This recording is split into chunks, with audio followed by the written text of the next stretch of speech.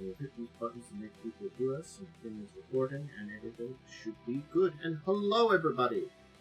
Welcome to Discussing Tabletop. Hope everybody's... Hope everybody's having a fine Saturday. Seems like, we did the occasional we barely missed the raid, apparently, but hey, it's the adventures of streaming, I think is what he said. It's Saturday, the 18th of January, so we're, getting through January pretty well. Over halfway. We're an okay January. One of these topics I'm going to try my best on, but I'm not good at Warhammer, and Momo had an emergency that they couldn't join us today. They were going to talk about Warhammer stuff with the Las Vegas Open? Yeah, the Las Vegas Open. We did get announcements. Something else I did see is we got announcements for the rest of the U.S. Opens for the year, I'm assuming it is. Because I guess there's 4 Opens for Warhammer. But we'll talk about that towards the end here. Unless there's something else, Worm, but we can just dive into the topics. I don't know. We're feeling... Yeah. I guess for some witty banter to start out with, Joe and I both own and tested out a virtually dead game. How does that work? So, the servers are up, and they're going to be up for the meantime. But the player count, at least when we were playing, fairly non-existent, so we couldn't find matches. We could play against bots. Interesting. And is it Armello? It's deceiving. Both of us own. Okay. Which is like a spy game, and it was pretty fun. But the problem is, well, we can do custom matches, and I think that's the best way. It's like if somehow we get a whole bunch of people and do 9 people and do custom matches, or maybe 8 and do teams of 2. That's a tough challenge. But no, apparently the publisher still can do stuff with it, but the actual developers, their team broke apart in December. Okay. So they're like, hey, because we broke apart, our publisher has this now. With the agreement here. They might be able to do something with it. Who knows? It's there. Stuff's things up for now. And there's a game that I saw a lot of people playing, months and months ago. So it's kind of sad because we finally got a chance to test it out. It was pretty fun. Yeah, I mentioned Armello because it's actually it's funny because Armello is actually, as far as I know, still being actively worked on. But but the online community is you have to wait for maybe an hour to get a match. See, we waited 5 minutes for a match, and then I checked the current player count, and it was 30 at the time we were playing. Mm-hmm. Yeah. So this was midnight East Coast time, so I don't know if there's a player if there's a player base when it plays. Yeah, apparently Armello does have a player base, but it's mostly people who get together through a Discord chat. There's a whole Discord apparently where a lot of people get to, and that's where it's but nobody just does online matches, which I think is kind of funny because I feel like that mentality is actually making it harder to do online match, where people are yeah. Before we also get into the gaming news, we can say the 3 of us technically beat Returned to Mori. So there is more you can do to it. We at least beat the main storm. Yeah.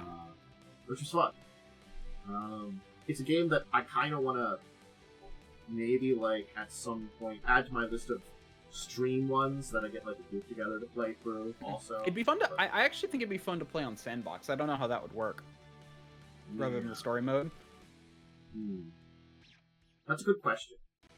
I feel definitely, for the first stream game of the group of people, you do that, but then do some sandbox stuff. You can do sandbox for 7 days, but usually I feel for 7 days, you want to come up with a goal or something to do. Yeah. Just so you have an end game. That's it's a little harder that way. Maybe we all have mythical weapons or something. I don't know. Mm-hmm. But shall we get into our topics this week? We start with some interesting updates in the worlds of Magic the Gathering. First off, apparently there are now going to be Secret Lair cards coming to local game stores, but they're not just any local game stores. They're the WPN, which is the Wizard Play Network stores. This is better, but I'm just going to tell you. Wizard Play Network, not as many stores as you'd think. They're far and few between. A lot of people sell Magic cards. Most of them aren't Wizard in the WPN network. So, limited stores, and apparently what they're doing is this is for not reprints, but when they do mechanically unique cards. So, it'd be like, when we saw, was it like Tomb Raider? They were all reprints except like the Lara Croft card was a unique one. Yeah. So, like, you could get to a game store and purchase Lara Croft. Separate from getting the secret layer. So if you didn't want the secret layer, you could still get that card somewhere. Okay. Got it. Do you have a link? Yes, sorry. So, see, my brain's a little fried, so I forgot it. My brain's always fried. I think that's a disadvantage of Saturday afternoon. It's the last kind of, major day of the week, so brain is just gone. Last streaming day of the week. At least currently in the schedule. I mean, this is a neat idea. I think this is a step in the right direction, just because, especially now that they've been on very limited runs of secret layers. Yeah, like, okay. Yeah, where they're doing like limited rather than to print. Yeah. That kind of sucks. Definitely, I've been disliking it. For the reprints, it's not that much worse to do we're open for this period of time. Anyone who purchases in this period of time gets their pack. Yeah. But instead, they're doing, oh no, only this many are being sold, and it's just thanks for the annoying FOMO. Yeah, thanks for the FOMO, and it's sort of like it's been popular enough that people will buy it, especially if it's something that has value. I think it's the problem is also like. And what I don't understand is most of the markup and stuff, Wizards doesn't even get. They don't get money from the secondary market. Yeah. So it's like, why are you putting all of this effort into making exclusivity when you don't even receive the bonus money from that exclusivity? There were issues with the fact that if the secondary market crashes, it does damage the overall price of the cards and popularity in a lot of ways. So it is one of those unfortunate things that you do have to monitor, but they don't acknowledge that they have to do it. I think that's the problem is, it's a mess. Yeah, because like I understand keeping the secondary market healthy, but the best way to keep the secondary market healthy is to have a solid game. So, Yeah. If people want to keep playing, anyway. Sorry. A topic I wasn't going to talk about a lot because it wasn't a major one is Innistrad Remasters coming out. It's a weird set because it is, yes, a lot of the Innistrad sets, all the various ones, plus some extra cards which aren't Innistrad, which was a kind of weird thing I learned about. But there are certain cards in there that fit into formats that probably won't drop price, and others that will drop price. Like, I just saw Olirant College talking about more expensive cards that are going to be in Innistrad Remastered, and I'm like, it's not a topic I need to handle. But this is kind of one of those things that when we talk about secondary market, that's where the prices come in, where there's very expensive cards in that set, and a lot of different treatments. And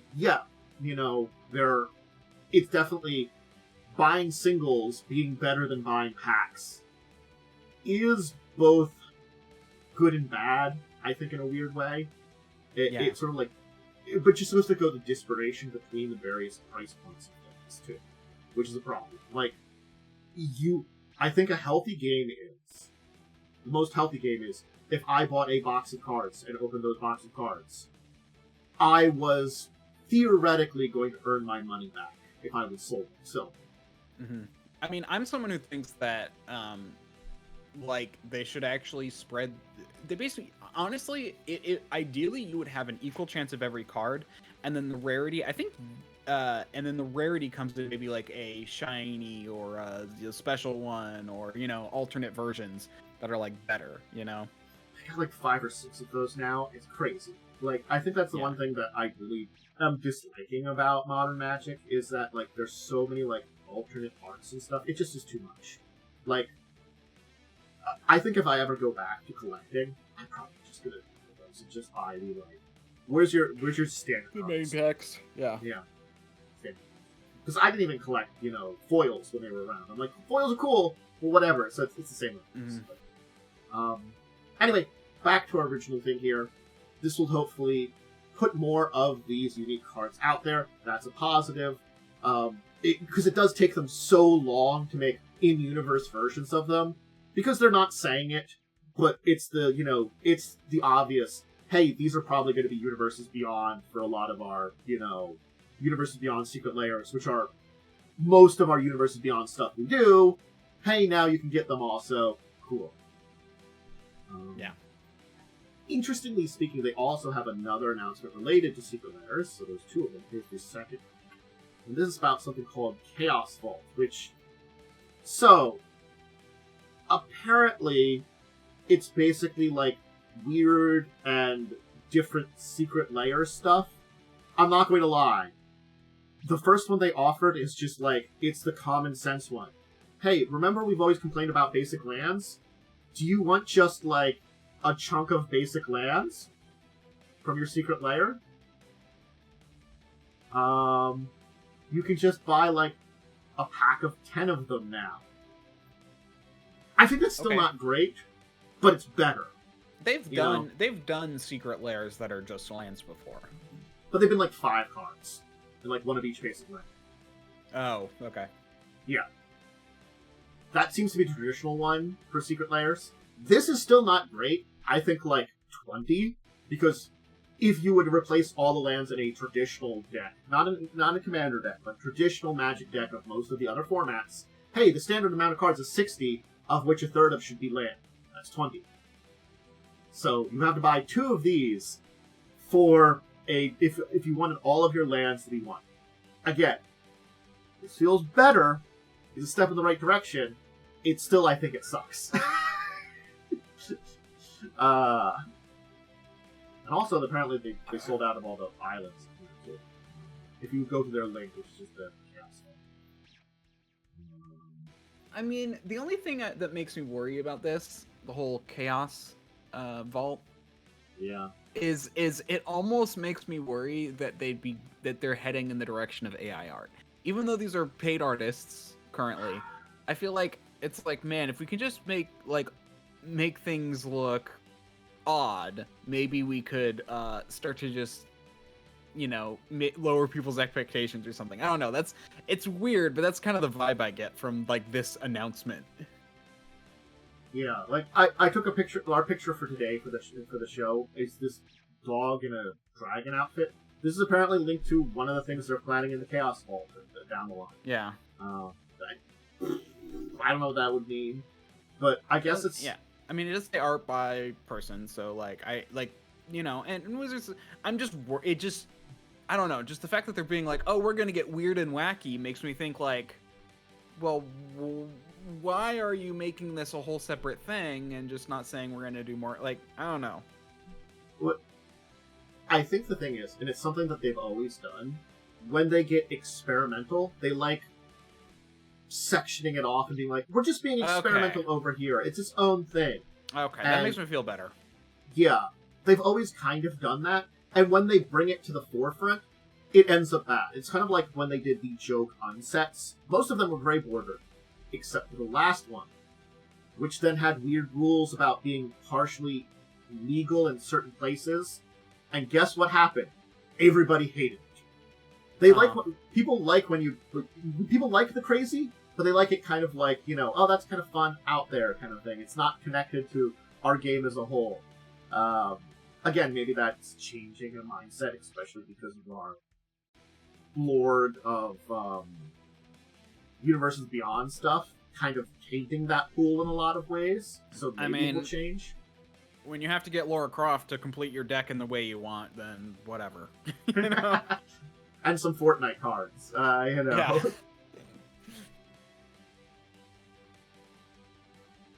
I mean, wait, what's the difference? I'm pretty sure Lara Croft is in Fortnite, probably. And you gotta play with some stickers. Because that's technically a thing. But anyway, I'm interested to see where Chaos Cult goes. I just have to say, like, again, I think it's the thing that I agree with a lot of sentiment, especially with, Professor Tulare College and a couple other people online that I've heard from. He's the biggest one to mention, there. That Secret Lair at its heart wasn't necessarily a bad idea. It just feels like it's going the wrong direction. The concept of these are premium cards, but they're premium reprints isn't bad. I never hated promos. No one hated promos. These are effectively promos you can buy. There have been, other than Secret Lairs, there have been plenty of premium products Magic has put out even before Secret Lairs. It's a thing they've always done. At least for the last, 20 years or so now. They put out occasional premium products.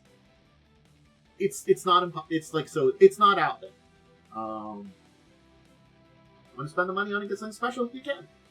Yeah. So, that's kind of the entire thing of Secret Lair stuff. We'll continue to see where the upcoming things are coming with that. But we can move on, though, and talk a little about D&D. First off is a interesting crossover I just wanted to mention, and that's when we have heard from D&D that they're going to be at MagicCon Chicago. So, you went spinning. Damn you, Discord! I don't know if you can hear me anymore. May have broken. Spinning death may have occurred.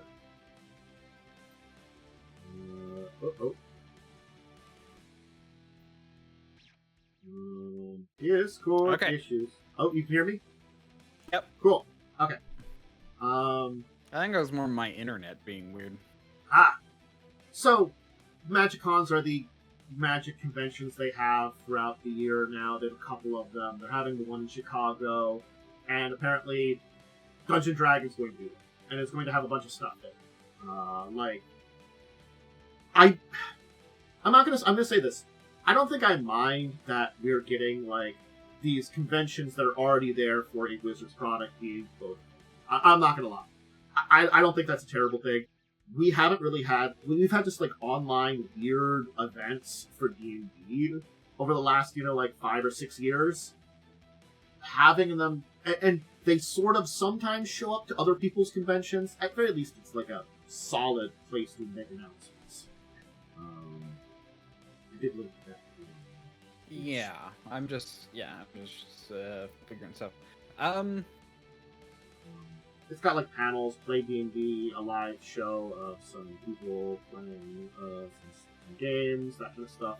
Specific D&D merchandise, signings for artists, and stuff like that. It just sounds like, hey, they're adding some D&D to the Magic convention. Cool.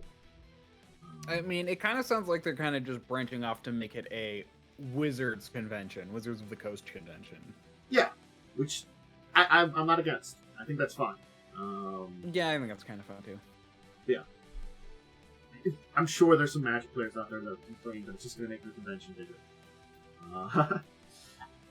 So, yeah, there is one more other piece of D&D news, and I wanted to hit because I saw this article and I just had to talk about it.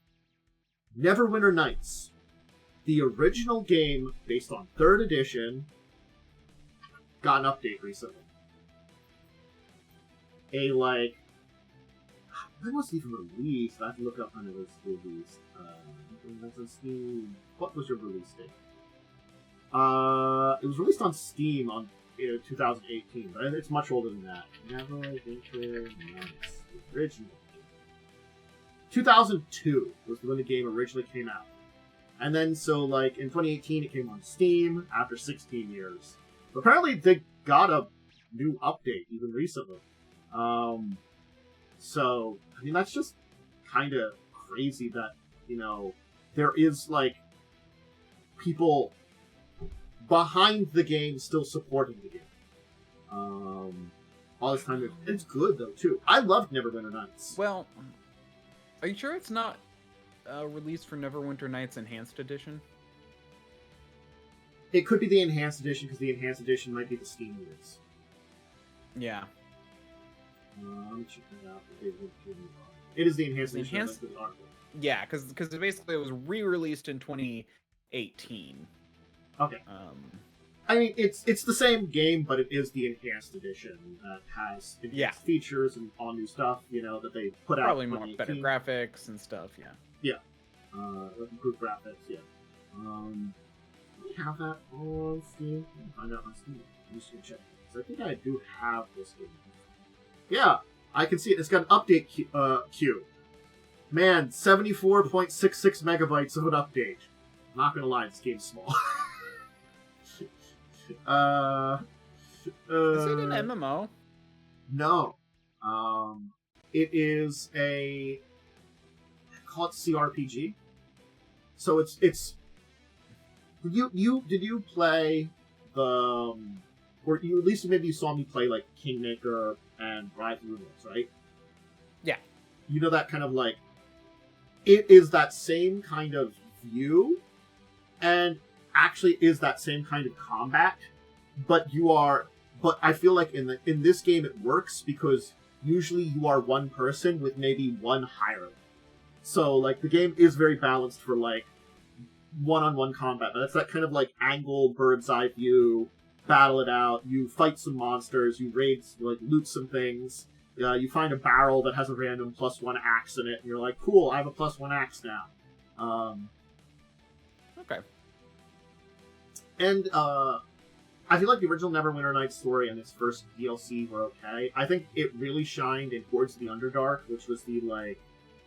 It was their epic level one, where you got to, like, level 30 or something like that, and you... I think like, the final boss is, like, Mephistopheles, so, like, you stop him from, like, trying to overthrow Asmodeus or something.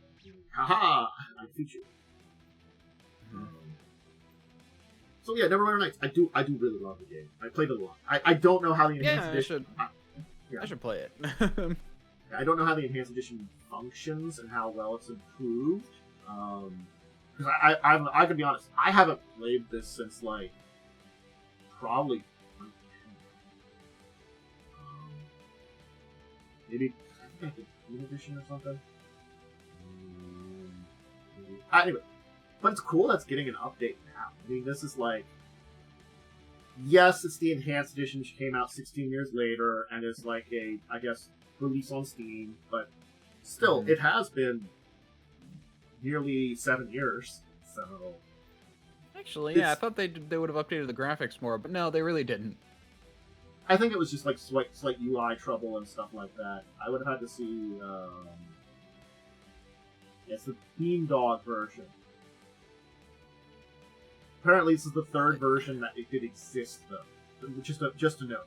I guess it's the original. They're like Diamond Edition with all the I can't call it DLC because it wasn't downloadable, but it was like you buy expansions that you had to buy, because that's what it was back in 2000. You had to buy expansions for computer games.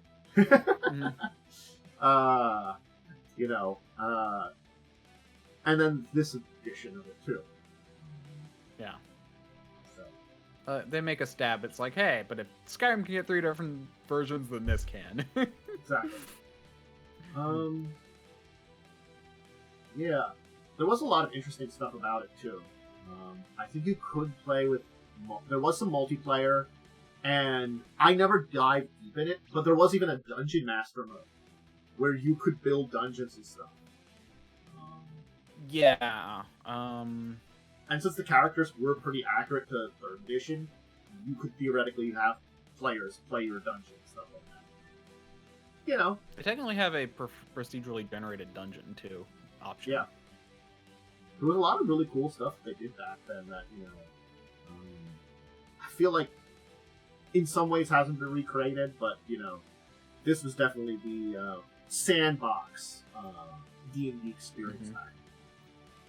So, is this going to be a new DLC, or is it just getting updated? Let me check what they said. the new patch notes on Steam, because I was on the Steam page. Let's see here.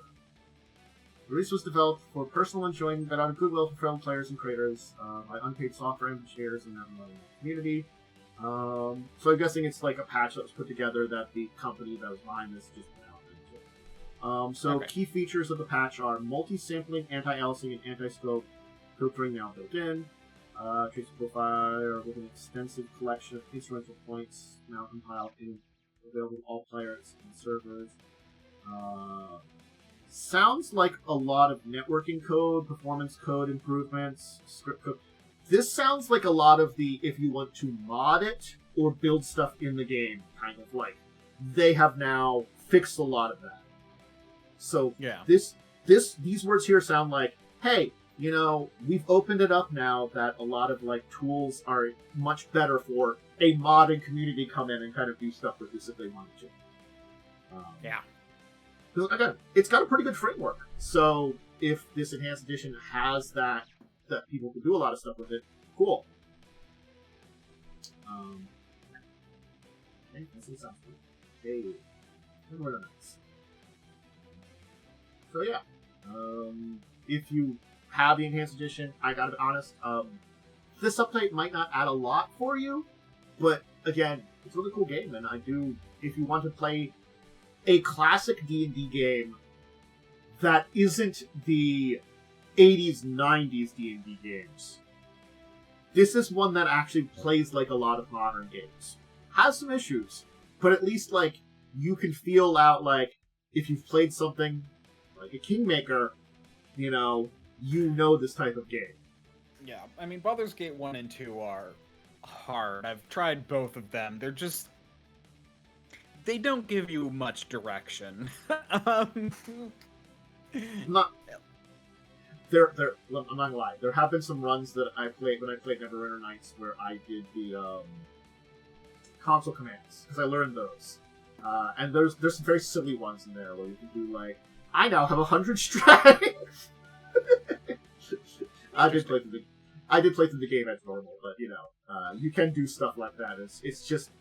It's interesting too because like I did find out that there is a in the game, in the various areas, it does account for you gaining a lot of levels. Weirdly enough, the loot will scale to a degree. Mm-hmm. So that was an interesting discovery. So like if you would just like start the game, console command, and go to like level like 15, I think that's a little high for it because I think that's a little maximum for like the normal game. But if like let's say level 10, the equipment will all be scaled to level 10 that you just find randomly. Weirdly enough. So then you, I think that's the joke of the person opens a barrel, finds the +7 axe or something, the +5 shocking frost axe or something, Got it. So, we can move right along though, because we do have a couple more topics to handle, and this is an interesting one. We're getting I don't know a lot about Merle as a company.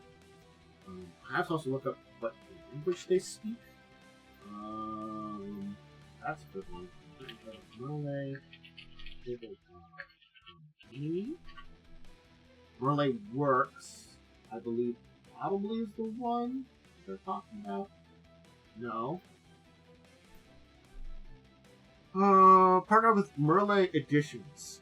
Okay, maybe that's the company. So Renegade partnered with Merle Editions to do an English version of Nashi, which I haven't really heard about that one.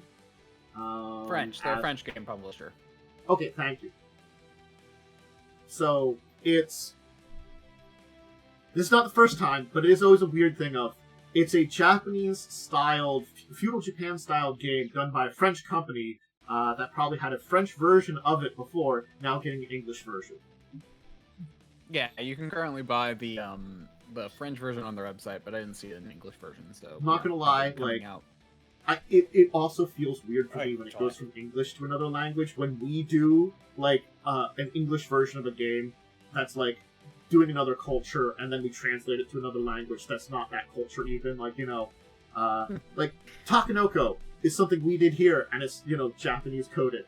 what if there's like we did originally English, now it's in like let's say like France then too, version of that in French, and it's like yeah we translated it over there, just there is something to be said about cultures liking other culture, like having fascinations with other cultures besides their own. Like, I mean, just think about like how the Wild West is like super popular in Japan, Yeah, Wild West has been very popular. It's like it was very popular in Italy too. Yeah, that's why and it's just like that's where the spaghetti westerns come from. Oh yeah. But yeah, spaghetti westerns. Yeah, but so that's why I'm like I can see it because it's as weird as it sounds. It's like yeah, Japan can make Japan themed stuff, but to them they're just making something down to earth, whereas like in other places it tends to be like I don't know. It's like using their own culture versus someone using culture. It creates a different vibe. Yeah, I mean, seems like an interesting game. So having a interesting game translated to English, so us in this market can play it. Cool. This is the kind of stuff that brought us Catan. Catan was from Europe. Someone decided to translate it into English and bring it over here. The Euro game community has never looked back. So, every time we get something like this, it's cool. And I'm very happy about it. So, maybe there's more games they produce that the Renegade can't bring over. So, interesting partnership. Can I recommend you switching the region for the Discord? Because it's still being like, I'm being like choppy. Like my video is really choppy and just showing a bad connection. Let me do this. Let me put up top screen so I don't look because of pop-ups and stuff. Let me hit channel. Where's the region? Oh, that's right. I can do. How do I switch region on here? Did they change this? It used to be normal you just click on call, like you can go. Okay, here we go. Region. Let's do. I'm gonna try U.S. Central for this area. Let's see if that works.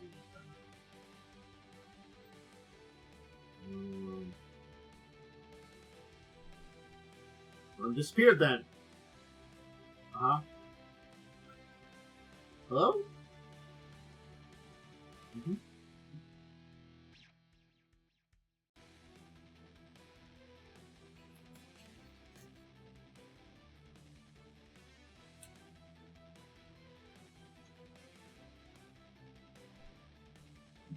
I'm going to try West. And just deal with it on my end.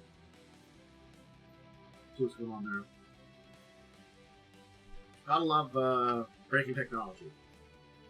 Not gonna lie. Always fun. Technical issues are our favorite. Technical issues are great. We deal with technology, the issues are great and high.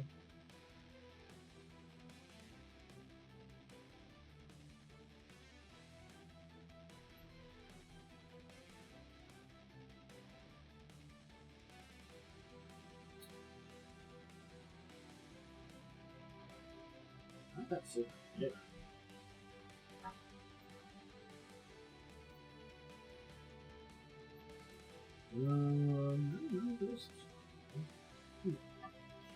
Weird, just like when my phone tells me I have an email, it doesn't exist. Yep. Let me change the region again. Let me do that. Let me do this. Right on the region.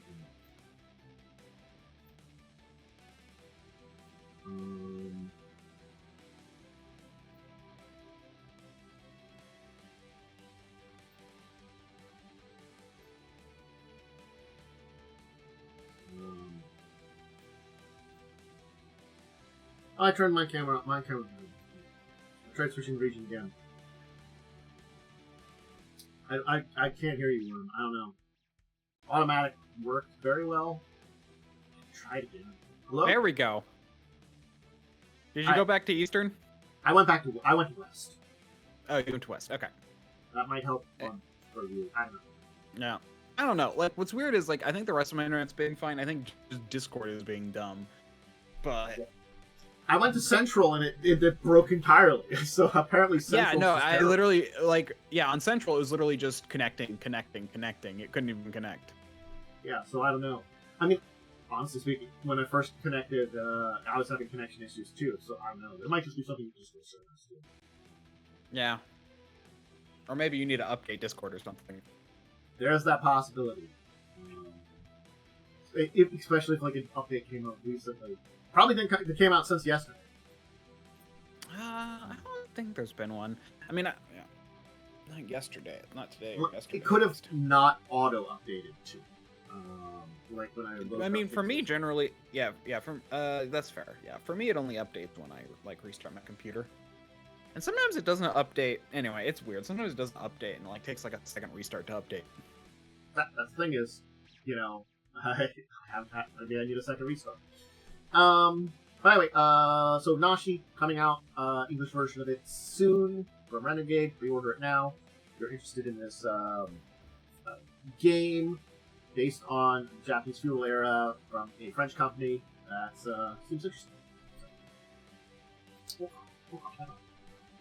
Let me link this one as we talk about. Put this link into chat. Dragonbane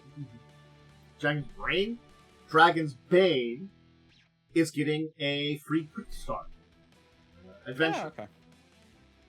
So this is one that we've talked about. I already own Dragonbane. We've talked about it before, but like it's very interesting that after this time, I think they've actually have a starter out, but they're just putting out a Quickstart too. I mean, this is like, I like Quickstarts. They are definitely a. I actually don't like Quickstarts. I'm gonna be honest. Huh. Okay. I feel like it's like it. In many cases, if you're a GM, it doesn't give you, in my opinion, enough to like generally run more of the game than just like the bare bones, and it bothers me. I get that. It's because they often offer it for free. It's like half a star. I think. Yeah. Yeah. It's like read this if you want to know what our game's about, but don't want to know how to play. It's like that's how I feel like Quickstarts are. I think it also depends on the Quickstarts. Like I've seen some better ones than others, but yeah, it does. It's definitely one of those things that usually you get a starter because you're paying money for it. There's a certain level of expectation on the way things are presented and the way you get information and what you can use there. That makes it very playable. This is definitely one of those cases where, because it is oftentimes free, you just don't know what you're getting with that. And it depends on who's presenting it, how much they're giving you, and how useful it is. So, I guess that's something we don't know about this one. I guess I would have to like download and look through it and see if it would be Yeah. And yeah, ultimately, yeah, I just see that's the thing is like they're trying to sell a product, so making you want more is the idea, but in my opinion, it makes it kind of not even worth it. But that's just me. I think it's that it's a mixed bag on how well that presents that, hey, you really want to get this kind of thing. There's sometimes better stuff for that kind of building that kind of feeling and getting people interested in the game. So yeah, I don't know. I personally like the concept of quick starts, but I see where you're coming from with that. I guess that's something that I've kind of because I'm gonna, and that's the thing, like, because so the May the 4th be with you that you've done like every year. Yeah. And like, so I've always looked at the quick start, and it does not help me enough. Like, that's why I'm always like so confused when we're actually playing. I'm like, how does this work? What is going on? Because like it doesn't tell me enough, even as like a player, to know what's going on, or know how to play. Yeah. Definitely, I think we've talked a little about like starts and stuff before, but I think Yeah, I mean, I think we talked about like what are those? Like the player, those those like starting adventure things. What are those? I definitely think Um, I will have to kind of hit on that as a deeper discussion topic and talking a little bit more about them. Yeah. And the uses of starters, use of things, them starters, and even playtests too, because those are all three doing the same thing of getting you to want to play and buy the actual game, like the full books and stuff, and getting you invested. So, I kind of had that as a topic before, but now I'm going to kind of maybe. Mhm. But anyway, again, I haven't had a look at the Dragonbane Quickstart. I know I've heard decent things about Dragonbane. We've talked about it before. If you want to go check it out, the Sinking Tower, you can see how good it is for yourself. It certainly might require some skill and knowledge as a DM. So this might not be something I would call like this is. I think definitely for quick starts, it's not for beginners. A quick start is not a beginner thing. It's maybe an introduction to a system thing. But you should be able to actually. Yeah, it generally requires a DM who to explain most of the stuff, because it generally what it does is it walks you through, if I remember correctly from the other thing, it walks you through character creation and with limited options, but doesn't necessarily even get sorry, I should clarify. This is how the Star Trek one did it.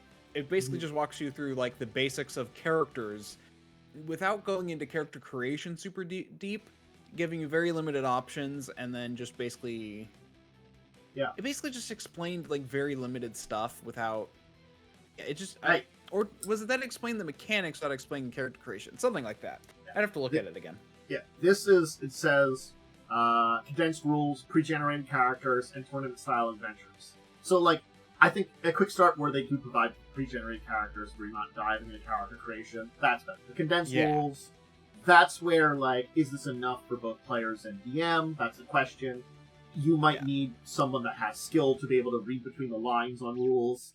And then we have to see, like, the adventure itself, the Sinking Tower adventure. I don't know. They call it a tournament style, so it might just be a simple, like, we test the combat out kind of compete against. Honestly, if it gives you like a few monsters and if it gives you like a dungeon, the monsters, and explains how to roll the dice and combat, then honestly, I could see that being worthwhile. Yeah. So, if you are interested in Dragonbane, this might be something to test, just to at least see about. But it probably will only give you it's going to. You have, I think, like, yes, you're already interested in it. This is just maybe like a tool to help you decide in the end whether or not you actually use it to test out the game. Maybe that's a thing to do with your like gaming group that you have, just a little quick fun thing, But I think that's where it is. I feel like if you do this kind of thing with your gaming group, you might want to like grab a couple of quick starts and have a little thing where you're doing a bunch of things. Just I don't know.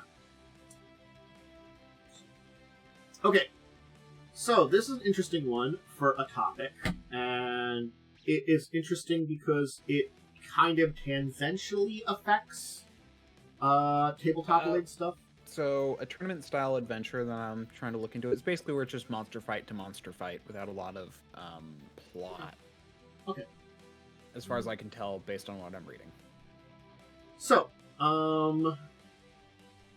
Diamond Comic Distributors has filed for Chapter 11 bankruptcy. And then Universal Distribution has agreed to acquire Diamond UK, and which I guess is like one of their things here too. So there's a lot on this thing, because basically, this is just a distributor is going under that does tangentially do stuff related to tabletop and tabletop related stuff. They do a lot of other stuff. Because it's a core comic toy collectible kind of distribution business. Wait. Apparently Penguin Random House is the largest creditor they have. Wait, didn't we just talk about Diamond like a week or two ago? Like someone was going to do something through them? We might have. Yeah, I don't know.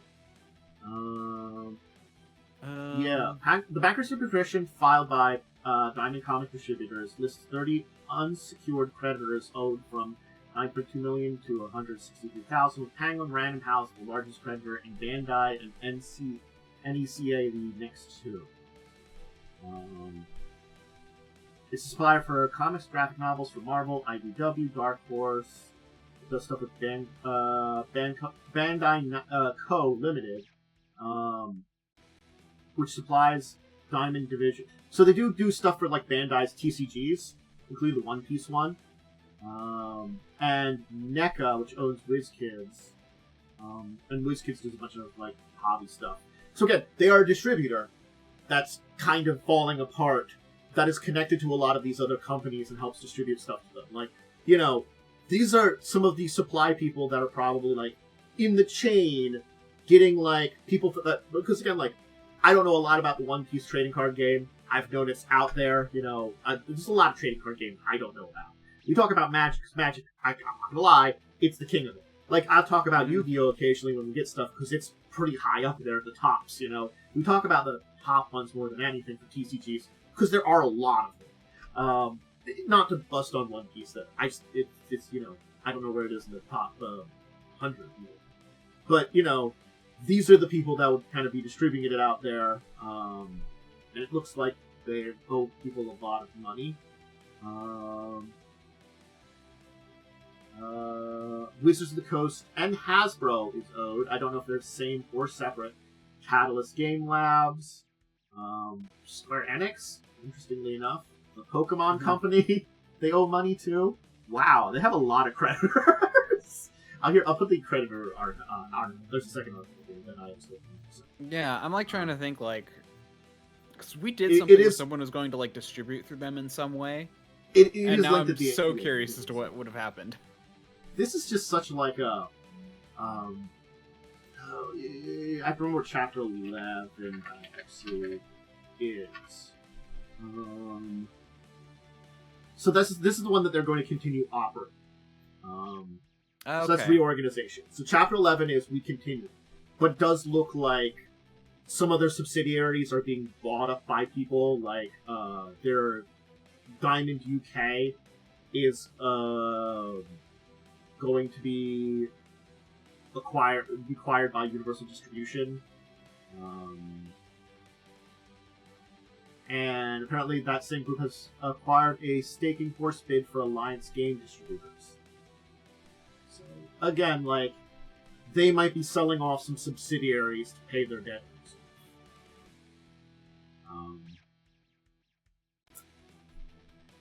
When you apparently go into like, I guess like $41+ million of debt, you kind of need to pay off your debt to someone. Look, I'm not gonna lie, I don't know a lot about bankruptcy, debt, kind of stuff like that for major companies, at least. So this is. I mean, there are apparently six different types of bankruptcy, and their numbers make no sense. Chapter 7, Chapter 9, Chapter 11, Chapter 12, Chapter 13, and Chapter 15.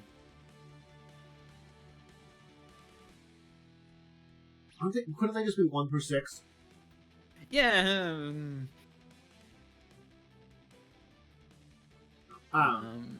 Yeah. Maybe they had more and they went away. Yeah. Yeah, but yeah, so 11, just on the basics, we're still around. We're just, yeah, reorganizing to still function. Which I guess is good if they're a distributor that basically ships things around, or is like probably one of the middle groups in a lot of the sending places to things, I think, I guess the easy way to say distributor is like, if something's made here, it goes to the distributor, and the distributor sends it out for you, so you personally might not have to, like, bring your product that you had someone make for you, because again, not many people make things in-house. Like, Wizards doesn't make Magic cards in-house. They don't have a printing kind of thing, that they have someone do it for them. I don't know if they do their own distribution, but, They might not. They might go to a distributor who then ships it out to their various locations they want you to ship it for them. Basically, a middleman that controls shipping kind of stuff. That's what Diamond would kind of do. Okay, so whatever we talked about recently is not going to have an issue. Theoretically, Chapter 11 is the one that you should not see much disruptions, theoretically. But it's also like, it is kind of a slippery slope, because if things don't go well with their Chapter 11, it can go to other ones. Because I think we were talking about, I don't know if we're talking about on this show or somewhere else, but I was talking about how someone went from Chapter 11 to, I think Chapter 7, is it? The one that's like the real bad bankruptcy. Yeah, Chapter 7 is liquidation bankruptcy. Yeah, I just remember recently, again, I don't remember if it was here or somewhere else, I heard some people talking about, like, someone went from, it might have been here we were talking about, someone from 11 to 7. So they basically were trying to stay afloat, it didn't go well, and they just had to liquidate everything instead. Yeah. Basically, anything that's not protected, which for companies would be almost nothing, basically it has to be sold to pay back debts. Yeah. And JP Morgan is providing the debtor in possession financing, so that might help. And, you know, again, I would prefer companies don't fail, you know, just because, not because of the company, but because of all the employees and people that work for them, you know. I'm just gonna say that. People losing jobs sucks. I would rather the people that work there do not lose jobs because of mistakes done by the people in charge. So hopefully they keep things going and manage with this reorganization, get rid of their debts and get things in a better position.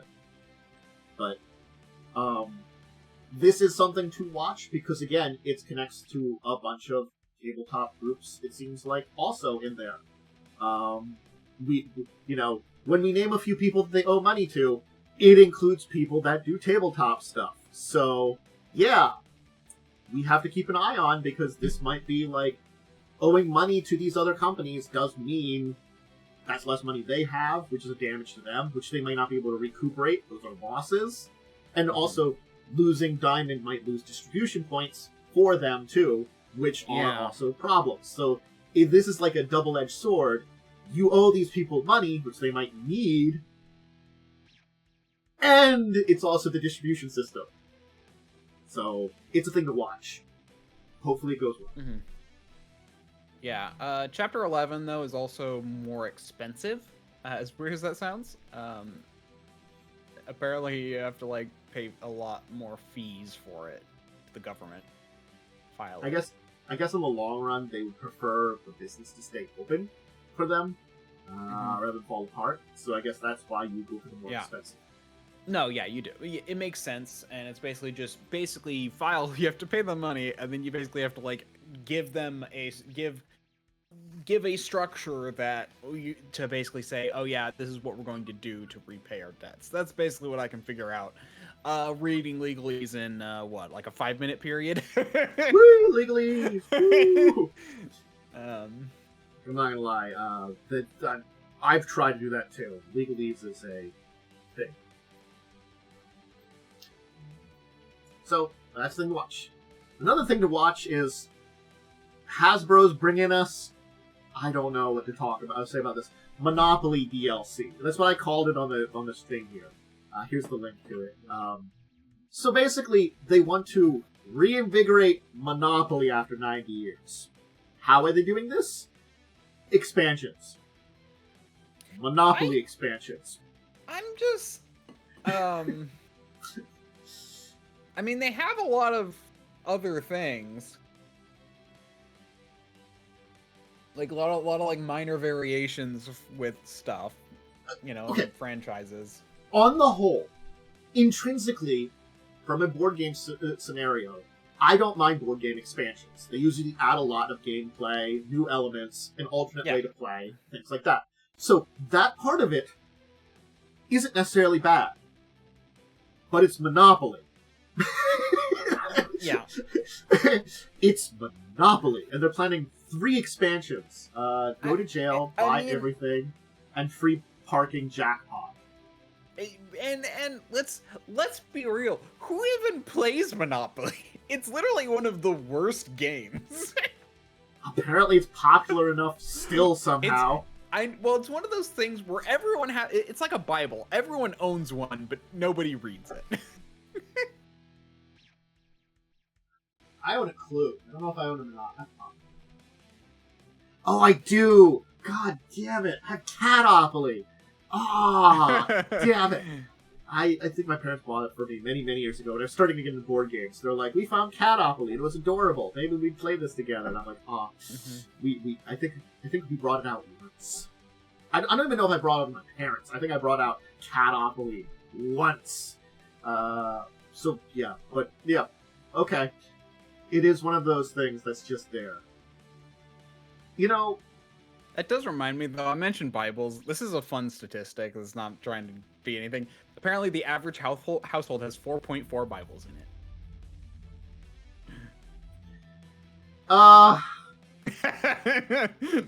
I'm not gonna lie. I can see that. Like, I know my household is not particularly a religious household. I know there's at least a couple here. Yeah, I know. It's the weirdest thing. I none of my, I have a lot of, none of my Christian friends, it's like, but they still have a Bible somewhere. It is a thing that is oftentimes owned.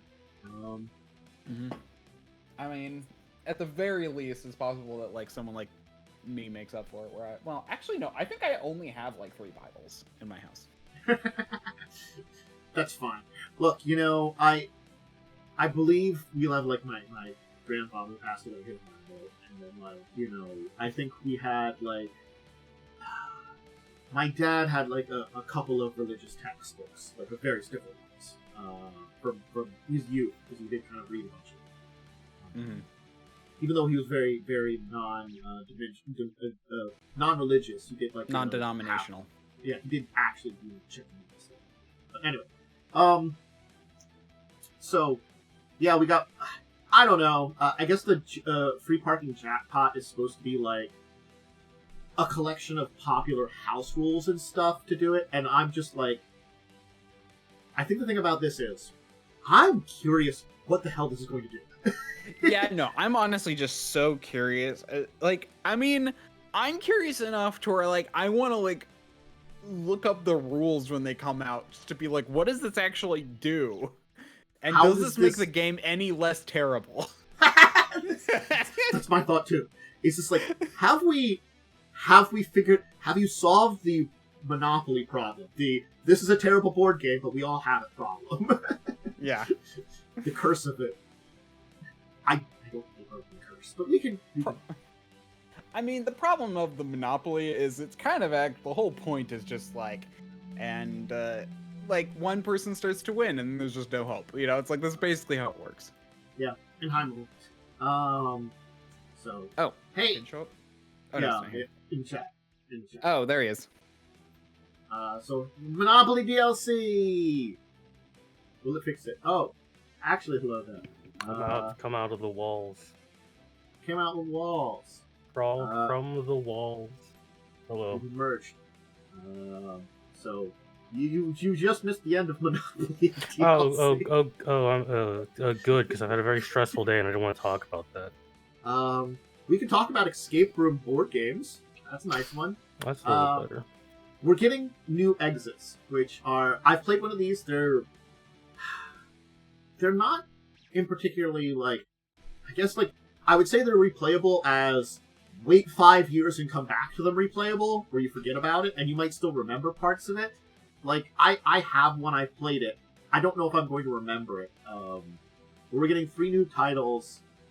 Also, apparently, they're doing a escape room exit version of Catan, which is just, I don't know how that's going to work. I don't understand, because Catan got a book, which was apparently terrible. They're making what is this? People trying to make stories out of Catan.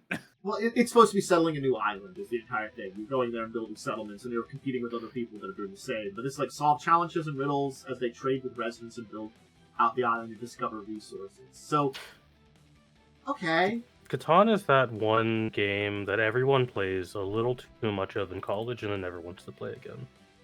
Yeah, that's fair. So You gotta spice it up a little bit. Yeah. Catan is the one game that I actually table flipped, I think. I hate Catan so much. I still have some tolerance for it, but then again, like, I think I didn't play that I think much. my gaming club, we played this like once a week. See, like, I think at worst I played it once a month. At you know, at most, like we usually played it like once every like 3 or 4 months in our gaming group. So we didn't play a lot. It was, you know, it was Catan, Magic the Gathering, and D&D. Well, not D&D. We played Cyberpunk mostly, and a little bit of Pathfinder. But other than the Catan one, which is basically announced separately because I guess, you know, that's one that has a unique IP. Yeah, IP. They are doing 4 other escape games. A set of family ones, 2 that are probably just their standard ones, Midnight Spectacular and Venice Conspiracy. Fair. And Intergalactic Race is apparently going to be a special one. Intergalactic Race is an Advent calendar style version of the game, 24 puzzles designed to be played once a day. Okay. It really, Intergalactic Race, it really just has, like, I'm looking at the picture of this one. It really just is Santa Claus in space. So it is even fine, probably. Okay, do you want to know what's even funnier? Is if you like zoom in on the image, the Santa is a rabbit. It is. Santa is a rabbit. All right, you know, they're being creative with this one. Mm-hmm. Again, no Rudolph though. I think I don't mind these escape room ones because, like, they're a fun little escape room at home. I think the one I played was fine. It's like, escape rooms are expensive, but, you know, it's the same kind of thing. You really can only, like, play an escape room once before they change it. And Yeah. this is definitely cheaper than your group of friends going, like, me and my group of 4 friends going to an escape room, and I get a similar experience. I would love to see a game that does an escape room that actually requires you to, you know, like, play the game and can be played multiple times. And there are ways to do that. There are ways to randomly generate puzzles and stuff. So it's like, oh, you have to like, maybe some situations can be similar, but maybe the puzzles are different. Like, there's definitely ways to do that. Yeah. Well, you know, I am happy to see them getting some more things. Again, I enjoyed the one I've played of theirs. Haven't heard about them putting on a lot much recently, but, you know, this does seem an eclectic collection of stuff. If you want to try some escape rooms at home with friends. Random tangent. Have either of you tried escape rooms? I've done one once. I've never done one. I did one once. I can't remember how many people we did, but there was also, like, we were like a group of 4, and they did like a couple of groups together for one escape room. I can't remember how it went too much. I think it was with like Joe and Lily Days. I don't know. I'd have to ask him. I think I still have the card somewhere in my wallet because just in case we ever went back, because we didn't talk about it, we just never did. Okay. I think it was also before Yeah. Joe moved to his current area, so it's now much farther away. Yeah, I did one that was like a horror one where everyone started like like handcuffed to a bar, and we had to like you know, it was interesting. Escape rooms are always kind of like, It was like, yeah, it was like 6 people, I think. The fact that yeah. there was ones that were more accessible, but I just never had an opportunity to, like, they put one on the boardwalk in Ocean City, New Jersey, which, if you don't know, Ocean City, New Jersey is probably the most family-friendly of them, and the one I like the most, because Atlantic City has gambling, and Wildwood, it also has gambling, but not the same kind of gambling. Wildwood's the one you go to if you want to play carnival games. Lots of carnival games. It's also got a much better amusement park. That's got the best one. But again, it's a lot of carnival games. And Atlantic City is, it's gambling. But anyway, there was an escape room there. Since it came in there, never stayed more than like a day trip down to the shore. So it's definitely a thing if you like stay a couple of days. So, one day maybe more escape rooms. Mm-hmm. So, shall we move on to our final topic today, which is Warhammer news? There's a bunch of it. I guess we'll start with the one that's not related to what you said, which is the announcements of when the rest of the opens are for this year. Those are going to be important. Yep. Because this was a lot of announcements at Las Vegas Open. So many announcements. So we got honestly, I keep hearing like U.S. Open, and I'm just keep thinking tennis. Yeah. So they're going to be taking place in Dallas, Texas in May, Tacoma, Washington in July, and Atlanta in November for the World Championships. They actually got a roadmap for releases as well. Try and see if I can find it properly. By the way, where do you go if you're hitting the head real hard? I don't know where. Tacoma. Fair.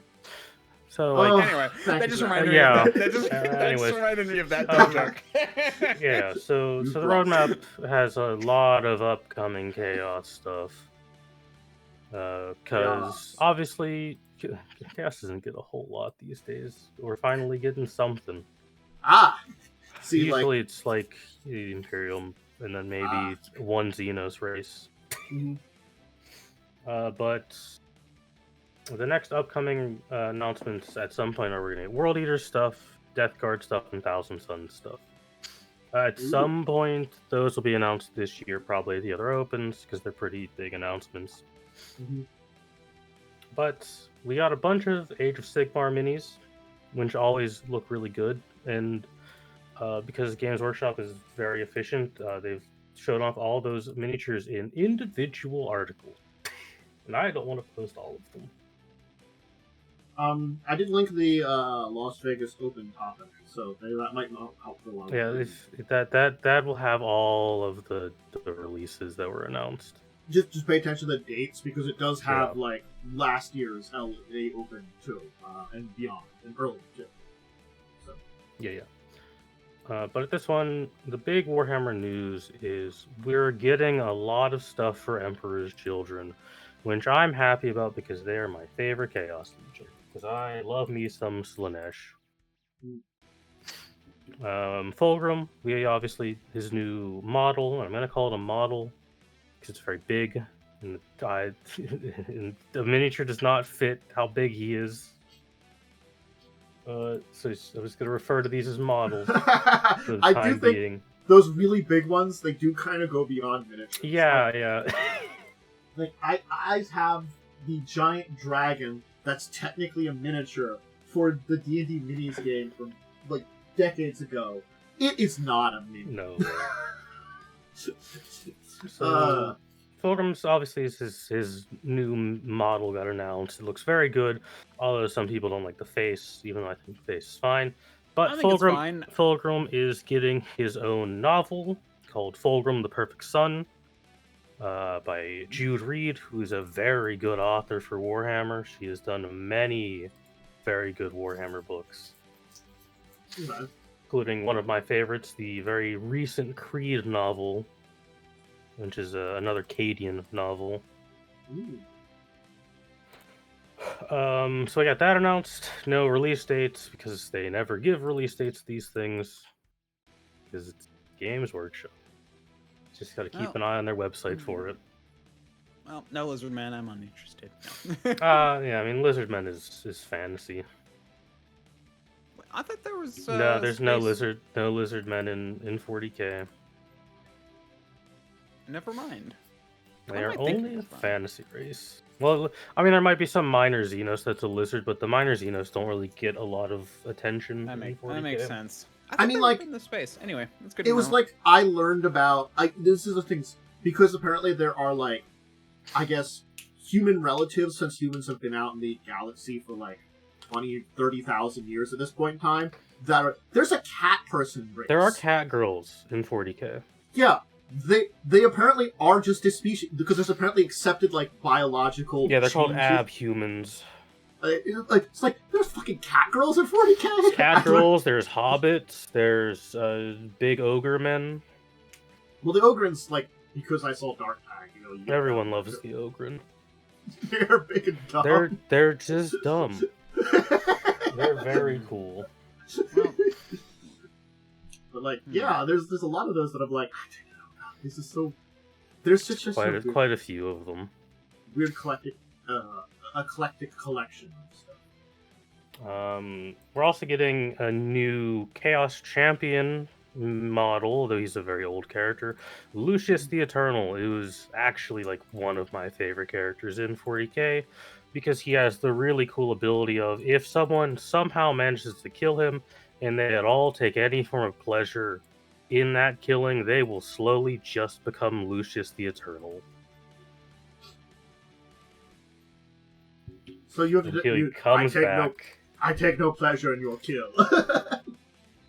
Damn it! I took a little bit of pleasure. His model looks so good. Huh, so there are only 6 major Xeno races. That means besides all the human stuff, there's really not that many Xeno options. Most of them died during 30K.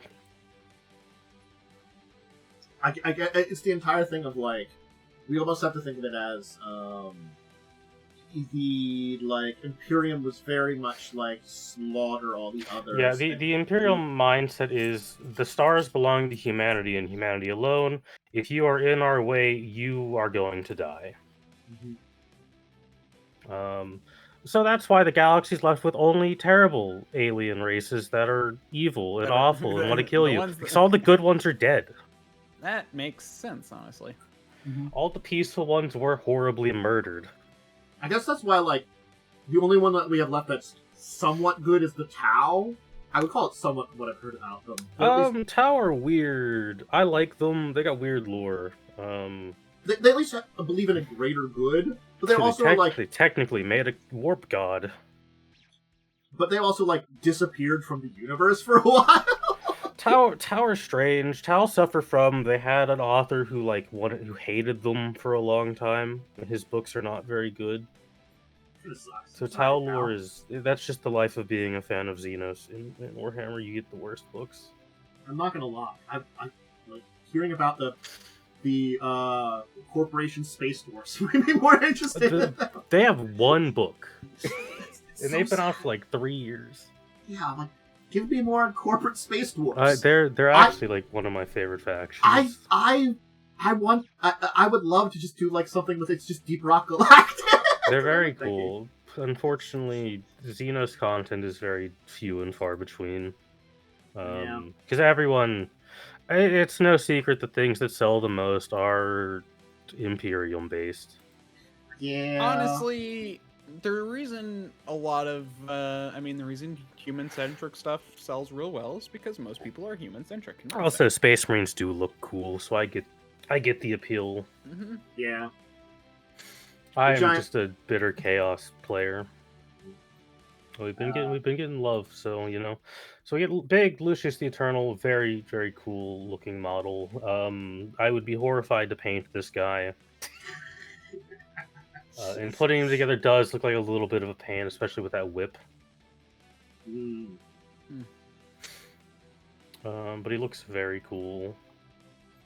And then we got a whole slew of new Noise Marines, because Slaanesh is all about excess, and one of those excesses is noise. Just screaming at someone. This silence offends Slaanesh. Your silence offends me. Go louder. I like Noise Marines a lot. There's an older model that's just a Noise Marine with a guitar flamethrower. And he's got rainbow hair. He just looks like a glam rocker. Okay, I've seen reptile race in 40K. Yeah, the Terrellians. Okay. They're just not called lizardmen. Anyway. Probably again, like with the. Oh, they're part of the Tau. That's why, because the Tau are a big collection of races that no one cares about. Because the only people care about Tau are the blue ones. Yeah, the blue ones because they're like the people in charge. Those are the ones that kind of get the most models. Though you do have some of their client species. Yeah, models, like the Kroots are pretty common. Yeah, I did see them as well. I mean, they also have humans in their army who've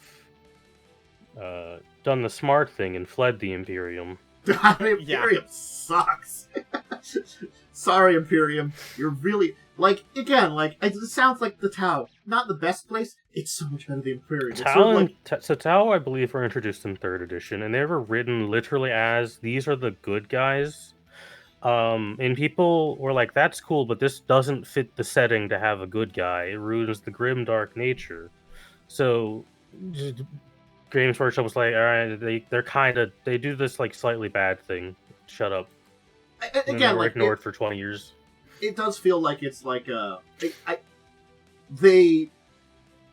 they feel like they're in quotations the good guys, but they're also because they this is super off topic. Tau were introduced. It had to have this sort of mind control thing.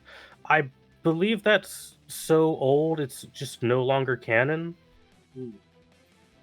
Because it doesn't really come up in books anymore. The big thing is that the idea that's presented in the more recent books is that the Ethereals just want to enrich themselves, and they're kind of assholes. A good way to look at the Tau is, I don't know if you've seen the Fallout TV show at all. There's a scene where the Ghoul and Lucy are talking, and Lucy's like, "What are you?" And the Ghoul's just like, "I'm you, just give it a little bit of time." That's basically what the Tau is to the Imperium. If given enough time, they're going to become another Imperium. I guess it's just they're a little less murdery. They are making the exact same mistakes the Imperium has made. Maybe they'll be lucky because they don't have a giant spaceman who The big one is they have unrestricted AI, and that doesn't end well usually. Yeah, that did have problems with the Imperium, but who doesn't? Who has unrestricted AI? The Tau have basically unrestricted AI. They make heavily use of drones and AI, and the reason humanity originally fell was because of an AI uprising. Okay. Also, from what I'm reading, another thing that's kind of problematic for them is they have a really strict caste system. So. Yeah, that's mostly why I do view them as they're not great, but I mean, your alternatives are bug that eat people, skeletons, robot skeletons, the BDSM elves, or the Imperium. Maybe you also the craft world Gari. Yeah. Well, the orcs will. Well, the orcs will just eat you. They won't make you suffer. Yeah, they're just gonna be like, you're just food. Hi, you're delicious. Or you're just there and I'm hungry. The orcs won't kill you out of malice. They'll kill you because it's fun to them. Yeah. Yep. I guess if you're an orc society is probably the best. Orcs are the best because they're green, and green is the best color. It's also they are really hard to kill. They are also really hard to get rid of. They are just fungus. I really do think there's some crazy shit in Warhammer lore. I mean, Warhammer's fun. A lot of people fall into the trap of taking it a little too seriously because you can only read about a World War II sized conflict in terms of death so many times before you're just like, all right, it's getting a little ridiculous. It's getting a little silly up here. But yeah, I think the thing I like is that even if the worst should happen, they'll always have there was I learned about a death world, and it's just that no other invasion has survived there. It's a bunch of humans managed to figure out how to live there, but anybody that invades just gets killed, whether it's Tyranid or that's the death world where the Tyranids landed and the planet ate them. But there's just some people that are humans that are living there It's just we just learned, just don't mind that stuff that's over there. Just stay out of the forest, Shout out to like... Catachin, which has a toad where if you disturb it, it's basically a thermo nuke that goes off. Oh, that was Catachin they were mentioning. Yeah, there's people there. That's Catachin. It's just like, what the hell is River from? Yeah, that's the reason I love Warhammers, because if you do just take a step back and look at it, you're like, man, this is the dumbest shit ever written. It really kind of is. Oh God, it's so wonderful. I like Warhammer when it's stupid. Anyways, we're also getting Emperor Children's Codex, which is like the really big announcement. Okay. Because they're gonna have because Codex are special rules and lore. Though they've had less and less lore in them as editions have gone on, because they've been kind of standardizing the game a lot more and making it more streamlined and less roleplay heavy. Because back in the day, you used to get into like arguments over shit like unit facing and in lore during actual games. Your game would take 9 hours.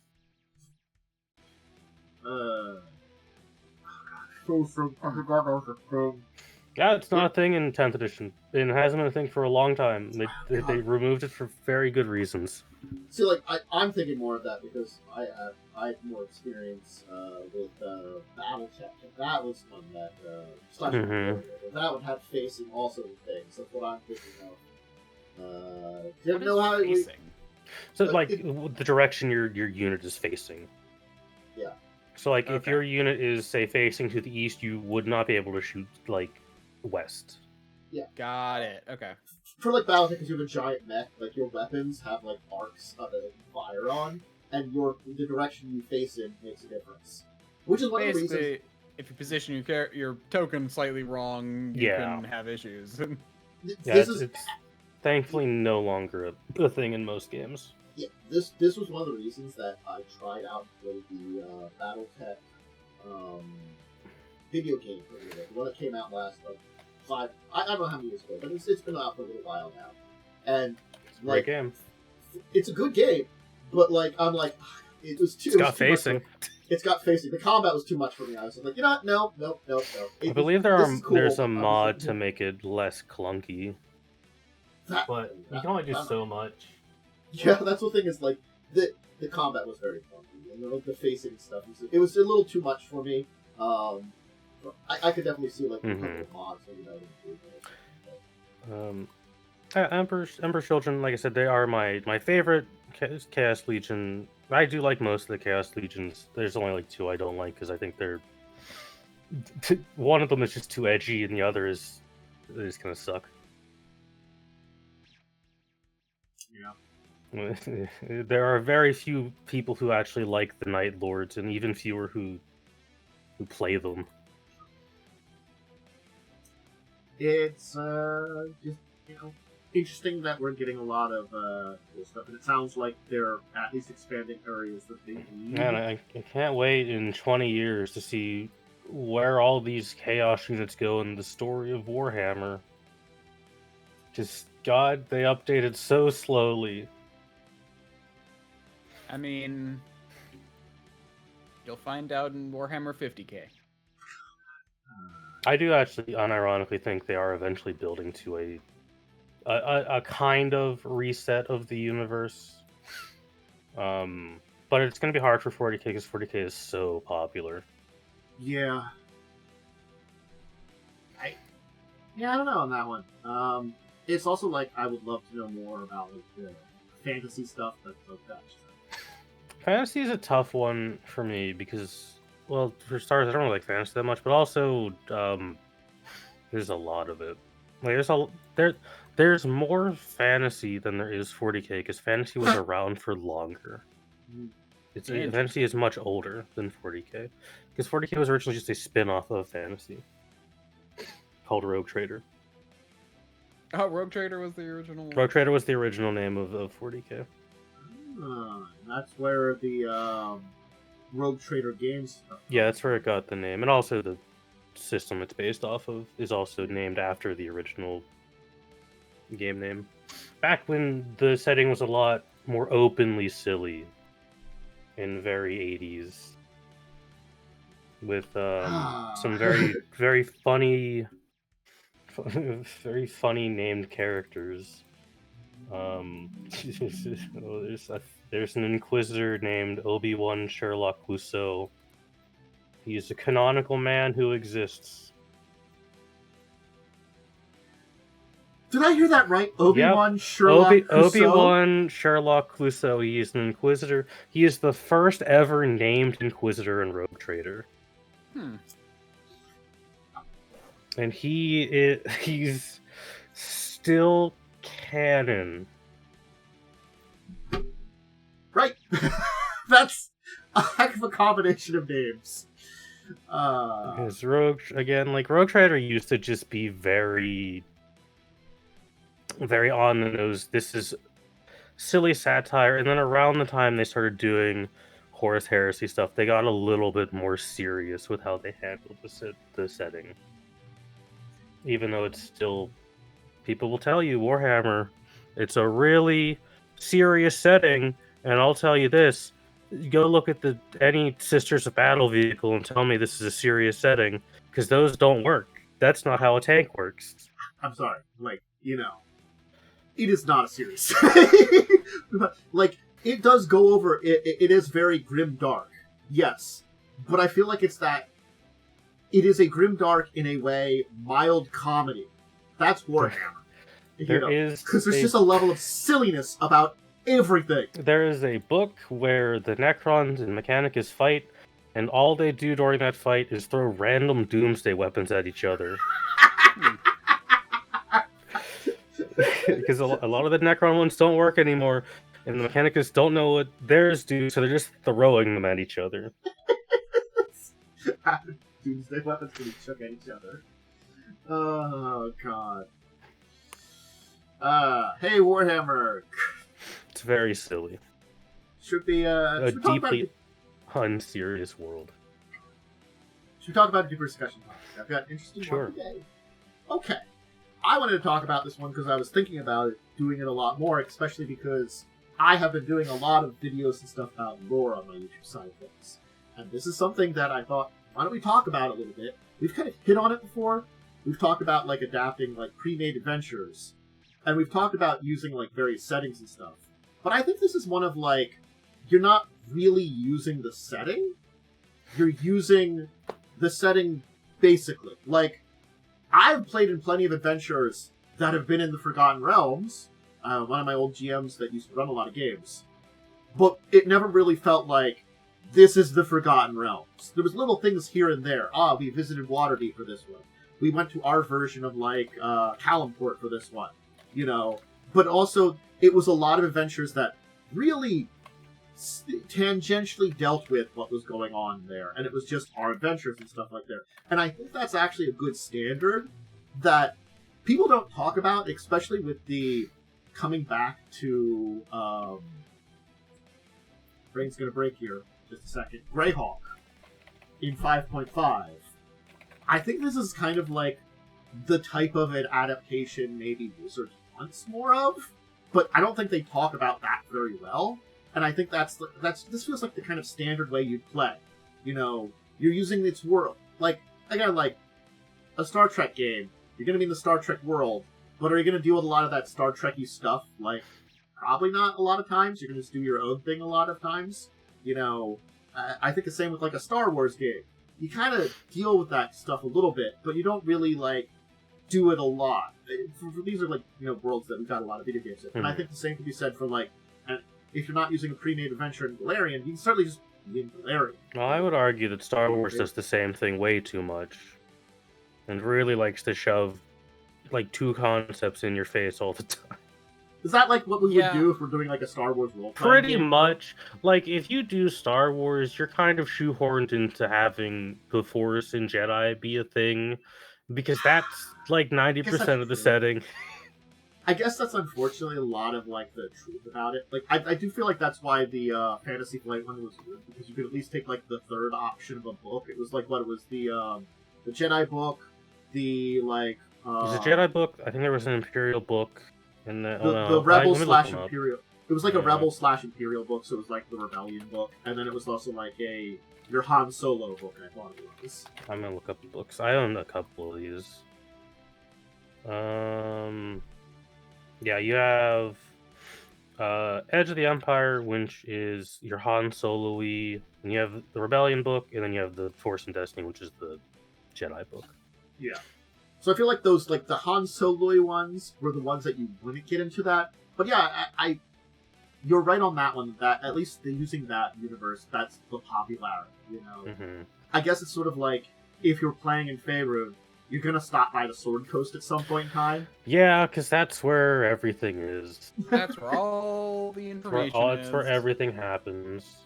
Yeah. If you're playing on the Swords Coast, you're gonna go to one of 4 cities.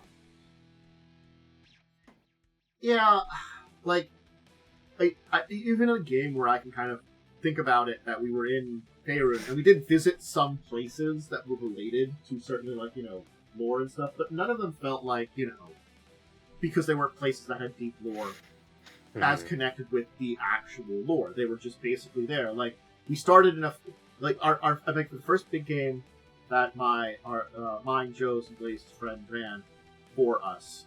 We started in, I think, I can't remember which one of them it is. Might have been Waterdeep. And then we went to a lot of places that were not involved with any places. And we did visit some places. Like, I think we ended up in, like, Lantan, the gnome place, you know? But I also don't know how much his version of it was the accurate version.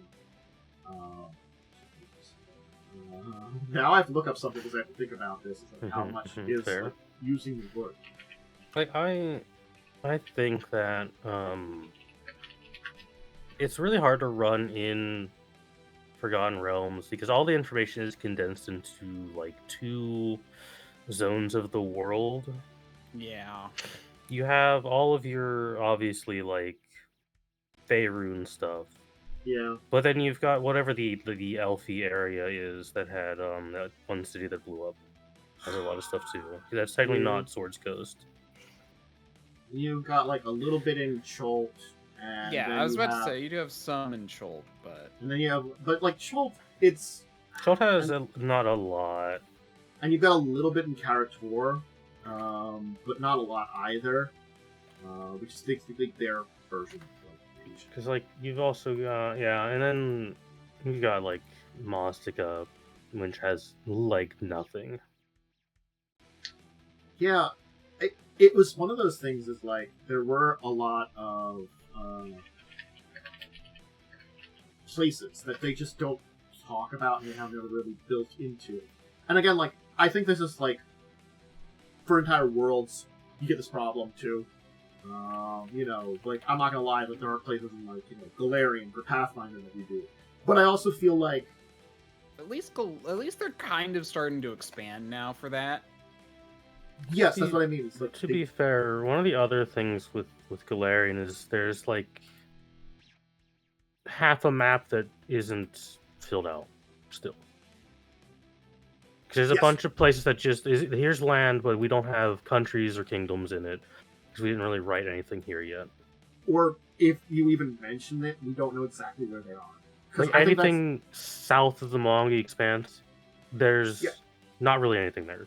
Yep, I know. I've looked into it. There are some nations mentioned there, but if you look at the map, we don't know where they are because they're only mentioned that they are down there. We don't know exactly on the map where they are. It's sort of like the Arcadia. There is a couple of nations in Arcadia. After that, there's a lot of area that we know of some cultures. We don't know where they are. There's an entire continent we don't know anything about there. Of course, there's also everything that the stuff in between. What is it? Casmaron. Like, if you look at the map, there's nothing there, but we do know, like, besides Vudra, there's a couple of kingdoms. We just don't know where they are. Yep. Like, there are a lot of places that are not done yet. But again, like, they have had 20 years less than people working on Forgotten Realms, which is kind of one of those things, because it's sort of like, I just found a 2023 map someone put together where, for Toril, Mostica, a little bit of it in the middle of it there. Nothing for Kashaka, nothing for Os, and then it's sort of like, they kind of have some other areas that are there, but yeah, no, there are regions that like I'm like we haven't heard from them a lot, and it's again like here's the thing. This is kind of taking a step back from kind of where I wanted to go with the topic, but it does help too. This is the issue when you are writing lore, that using lore you might not be able to. Like if I wanted to, if I think about my Records of Evil, where you all went to Os, and I had to be like, what the fuck is an Os in normal Faerun that I can then modernize? And I'm like, it's just like super Australian. Yeah. I mean, even when we did Skulls and Shackles, which it was relatively unchanged, it's a Pathfinder adventure, there is so much in the Shackles that has like a sentence. Yeah. It's like, this island I want to go check out. What's there? Some stuff. I mean, in reality, that's all you're going to get a lot of the time is a sentence. Yeah, I'll lead into the point I want to make. It's also fine to not have a fully defined setting to use, because it lets... Like, if you want to run a 5e game, but you don't want to use any existing kingdoms, you could just pick, like, something next to Maztica and be like, alright, the game's set here, I'm going to write things for this. Or in Pathfinder, you could do something south of Mwangi and just write whatever you want down there for your home game. It's the thing of this, you will have an idea of the kind of people and culture are going to be in that area from, like, the nearby places, and then you can write something accordingly. Like, you will know that, this might be a region that has some culture similar to those in Southern Africa. Because, again, Galarian, just like Coral, is an analogy for our world. They're parallels. All three of them are parallels in a lot of ways. So there's a lot of regions that are just culturally connected to those regions. So that's another thing that makes it easy for these worlds at very least, And it's not... I think going back to like things like Star Wars and Star Trek, because those are systems that have been popular for role-playing games, it's also not bad just to like look up a planet in Star Wars, read a couple of sentences about it, and be like, well, now I can work on that. Yeah, pretty much. It's the same kind of way. You get a little bit of information and just work off of that information. And I think that is probably a very refreshing position to go for, because you can stay within these popular things, and this especially is true for those worlds with settings, but you can just build your own stuff. There's lots of little cities, villages, towns, that are not mentioned. Mm-hmm. I'm sorry, when I look into a nation in Galarian, there are probably countless small to medium cities that are not mentioned. Yeah. You can just make one up if you really need one. And if I do run in as I was saying, because I've run Forgotten Realms games, I've run a Star Wars game. What I did a lot of times, especially with the Star Wars game, is I just simply was like, I want to do this, but the lore says that's not possible. Well, that lore is gone and mine's here now. Mm-hmm. Yeah. That's another important thing to do, is you can rewrite things as you want. It's your version of the world. The reason to work off of this lore is its familiarity for you and your players, usually. Yeah. It's also something that if someone wanted to look some stuff up, they could look up stuff. Mm-hmm. Maybe it's not in your region, but in nearby. If I wanted to know more about the nearby region of the Mwangi Expanse, or maybe nearby to there, and our adventures might take us there, I could learn some things about that, where I could find information about that you could provide then a lot easier. And I think also I was going to say, do you know how often in the Crimson Queen, I just we're going to this location, I just looked it up online just to kind of see. Yeah. Just to fill in more in my head, Yeah, because again, it does help that you have a general idea of how an area works too sometimes. And I gotta be honest, most times when you look up a lore page, especially nowadays online, you're not going to get spoilers for this. No. I mean, the big spoiler you would have maybe found in Crimson Throne is, oh, you looked up something about Corvosa. There's a different ruler in charge. You could probably just figure that out from the adventure's conceits. Like, by book 2, you know the queen is evil. Like, by book 2, the plan is, alright, we gotta get rid of this woman. I mean, the only thing I kind of ruined for myself a little bit was that the plague was like a magical plague. I see, the problem is, I also knew that, but because I've gotten that item before in a different game. Nah. Because I played in Corvosa in a home game before. Okay. So, like, unfortunately, a lot of items are plot spoilers in Pathfinder. Yeah. It's very interesting to kind of like... Even if you just look up wondrous items on the PSFRD, because I did that when I was picking my monk before I knew there was any plague stuff. I was like, oh, this mask seems cool. What's it do? Oh, that's a spoiler. Yeah. At least for 2E it mentions, like, this may contain spoilers. Yeah, 2E at least it gives a nice little, hey, don't read this. Again, I think that's why I do like the Pathfinder wiki pages a little bit.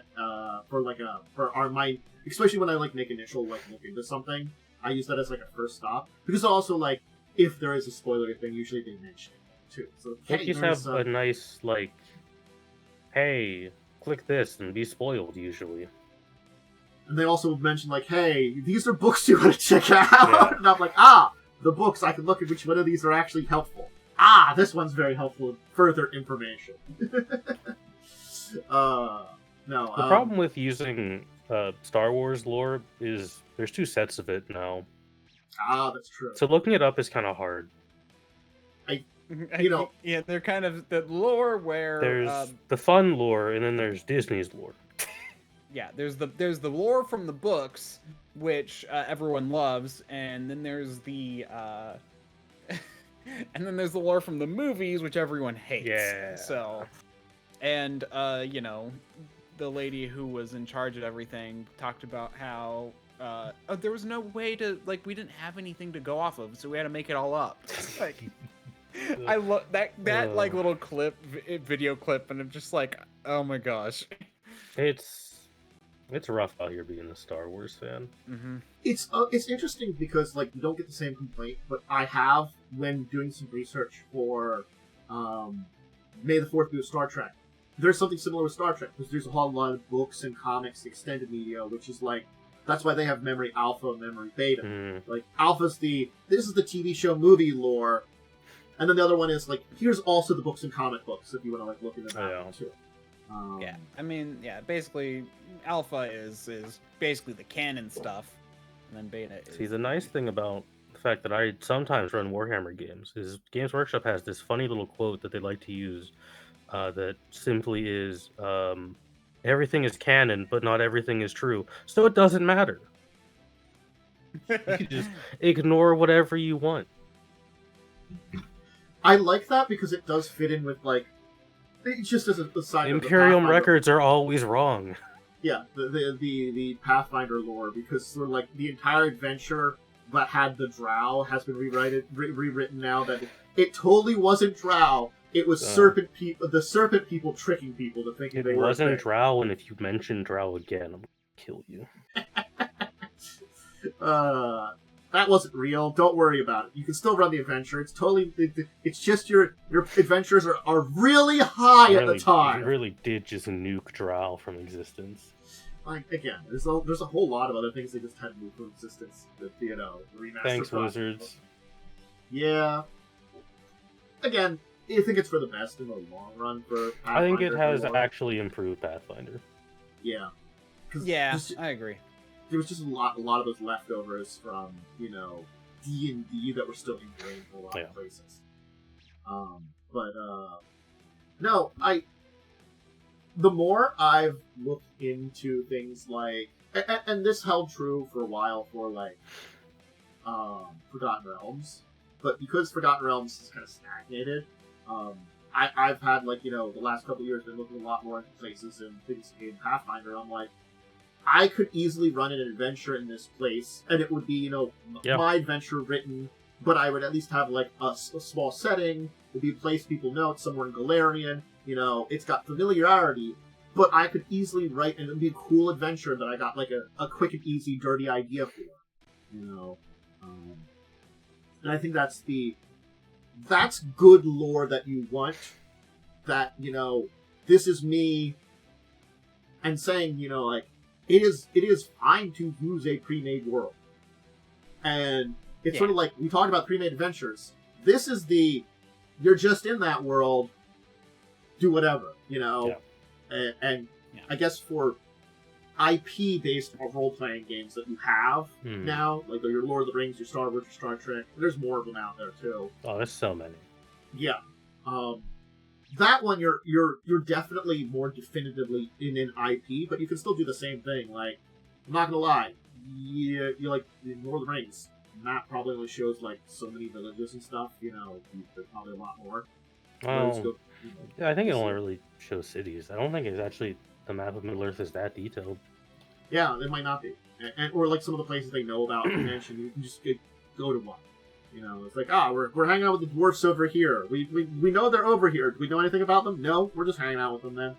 I'm not a Tolkien scholar, chat, so I do apologize if I'm wrong. But also, Lord of the Rings map is dumb. It's just a weird shaped Earth. I haven't seen the full map of it. Have you never seen the whole? I'm gonna post the full map for you. This is weird shaped. I'm looking this up. I'm gonna put it here. That's there you go. That's what the Lord of the Rings planet looks like. It's just weird shaped Earth.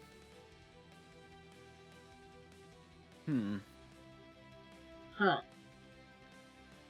Yep. It's not. I mean, it's just Earth. That's the point of Lord of the Rings. Because the fourth era is just the beginning of actual humans. And the magic going away. Because all the elves leave to go die. Mm-hmm. That's interesting. That's a side tangent.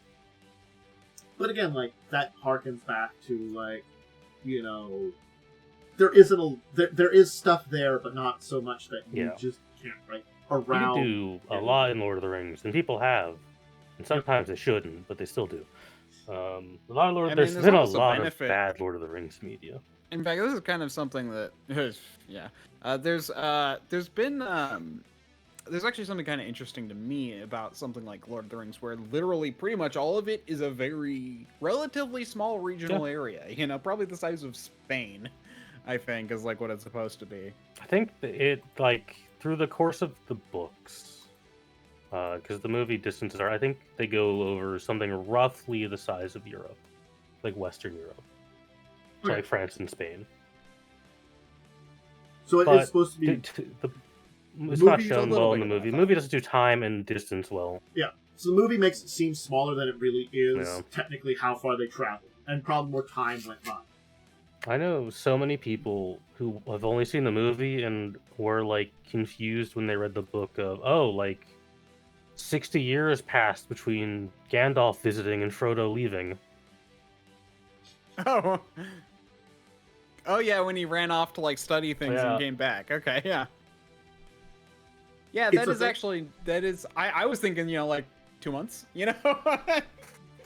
It's one of those things that I've heard and keep forgetting, but it is like one of those things like... you know, you can experience that time skip now if you play the critically acclaimed video game Golem.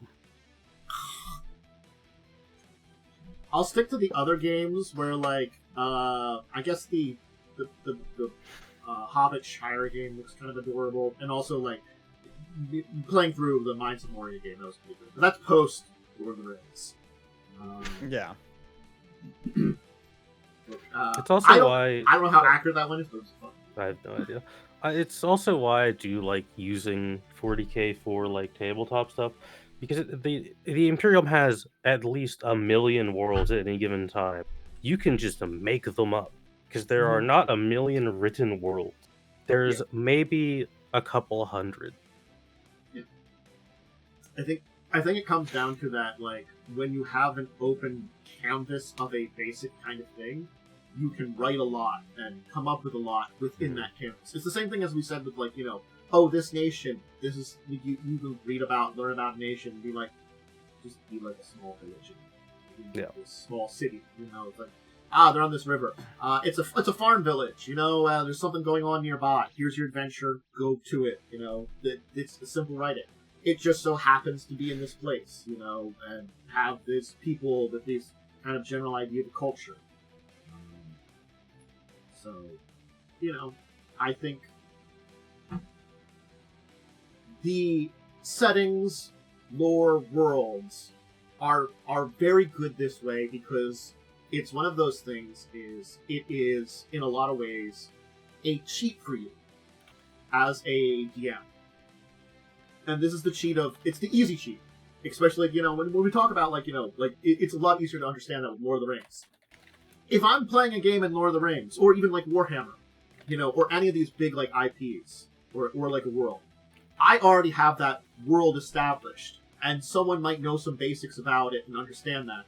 I don't have to write all that kind of stuff and develop that world. As much as I liked that I was doing a bunch of work for the setting I had to do a lot of extra writing for it that I didn't have to do before. If I was just using Galarian or something like that, I could do a kind of adventure, maybe not the same, but a kind of adventure like that with a pre-made world, and it would be a lot easier. It's just like I'd already come up with some of that in the world before. I'm just writing more because we've already done that work.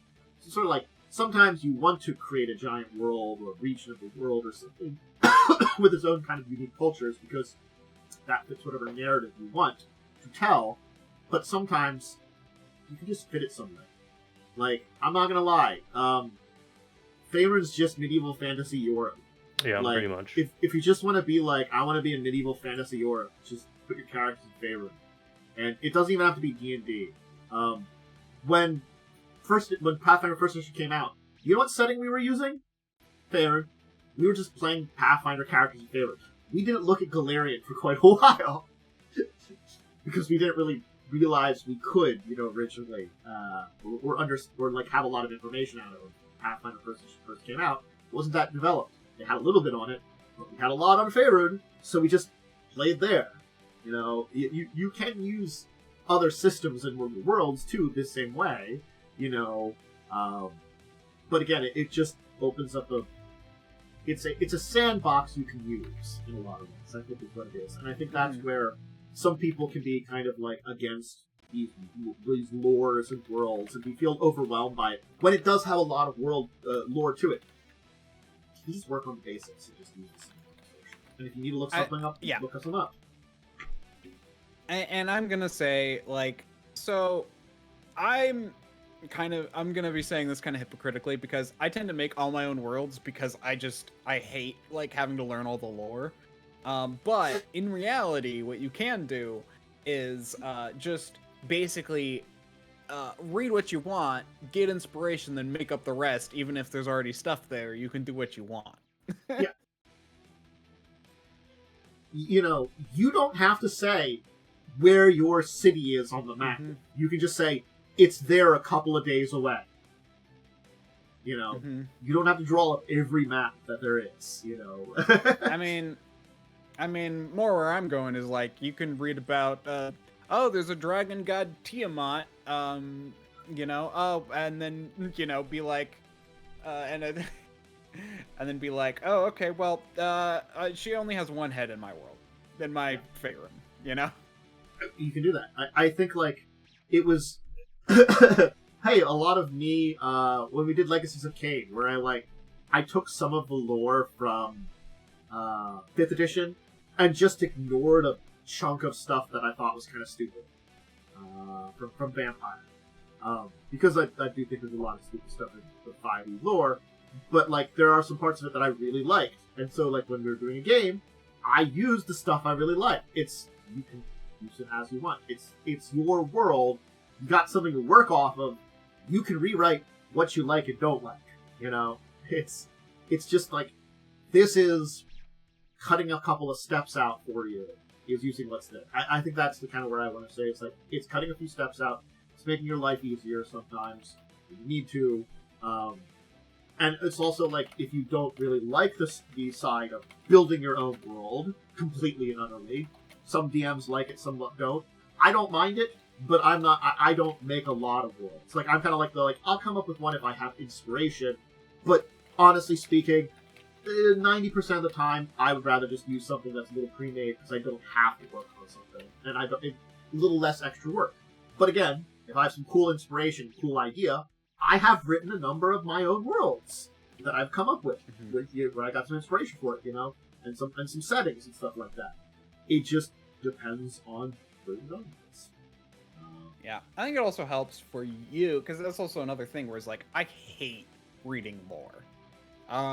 Like, I enjoy it in snippets, but I would not be able to sit down and like read a bunch of lore for a world that I'm planning to run.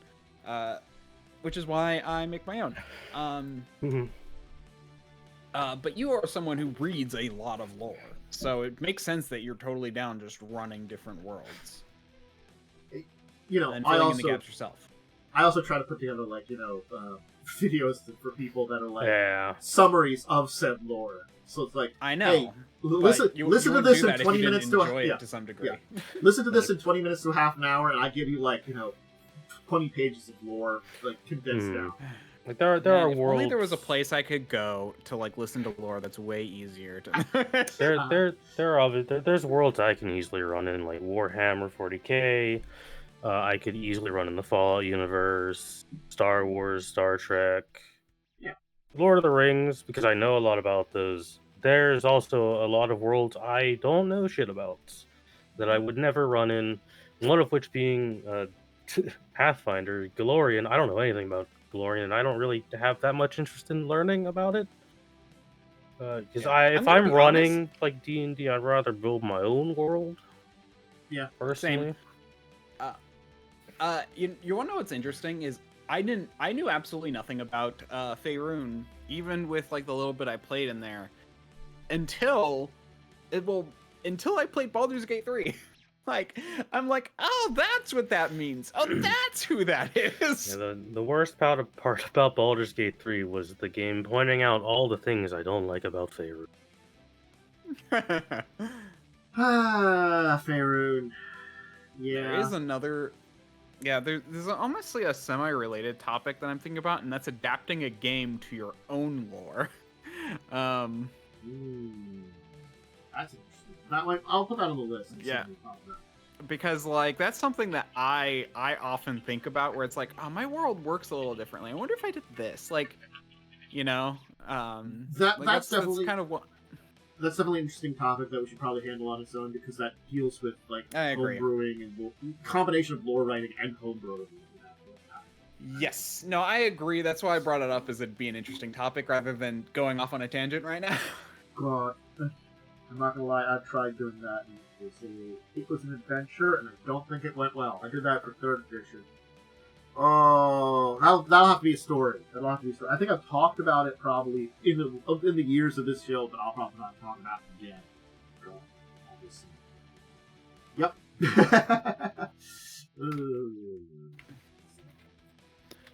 Honestly, I do that all the time, and it tends to not work out too badly. But then again, I'm someone who will actually do the math to make sure that the dice rolls are proper and your averages are fine. Well, this is me high school level me trying to, pretty early on into my DMing, because I was at experience with role-playing games, but really DMing, it wasn't until high school. And so that's me, high school level, getting finally DMing, and deciding I'm going to write my own mechanics and know how to balance things. You want to know what's funny? Is, I basically was able to do that from the get-go. I've never not done some degree of that. And it's always worked out pretty well for me. But then again, I was a computer science major who took a bunch of math classes and loved math. And literally, I have a book that I still occasionally reference. That's my discrete structures book, which sometimes I'll pull out if I want to figure out, okay, wait, how do I do this problem again? I literally kept it from college just so I could. I think it was also that was 3rd edition that I was doing that too. You know what? That's also a very good point. That's a very, very good point. Like I'm not gonna lie. If I was doing something like that with 5th edition, I think I wouldn't have had as much problems. 3rd edition, it's 3rd edition. Yeah. I'm sure, like, you know, plenty of people out there have heard the stories of 3rd edition and the insanity of it and stuff like that. And it's one of the reasons we got a 3.5. There were issues. A little off topic there. That's But I think that's unless there's something else either of you want to kind of add to this conversation, that's a pretty good spot. No. Define yeah, this kind of idea.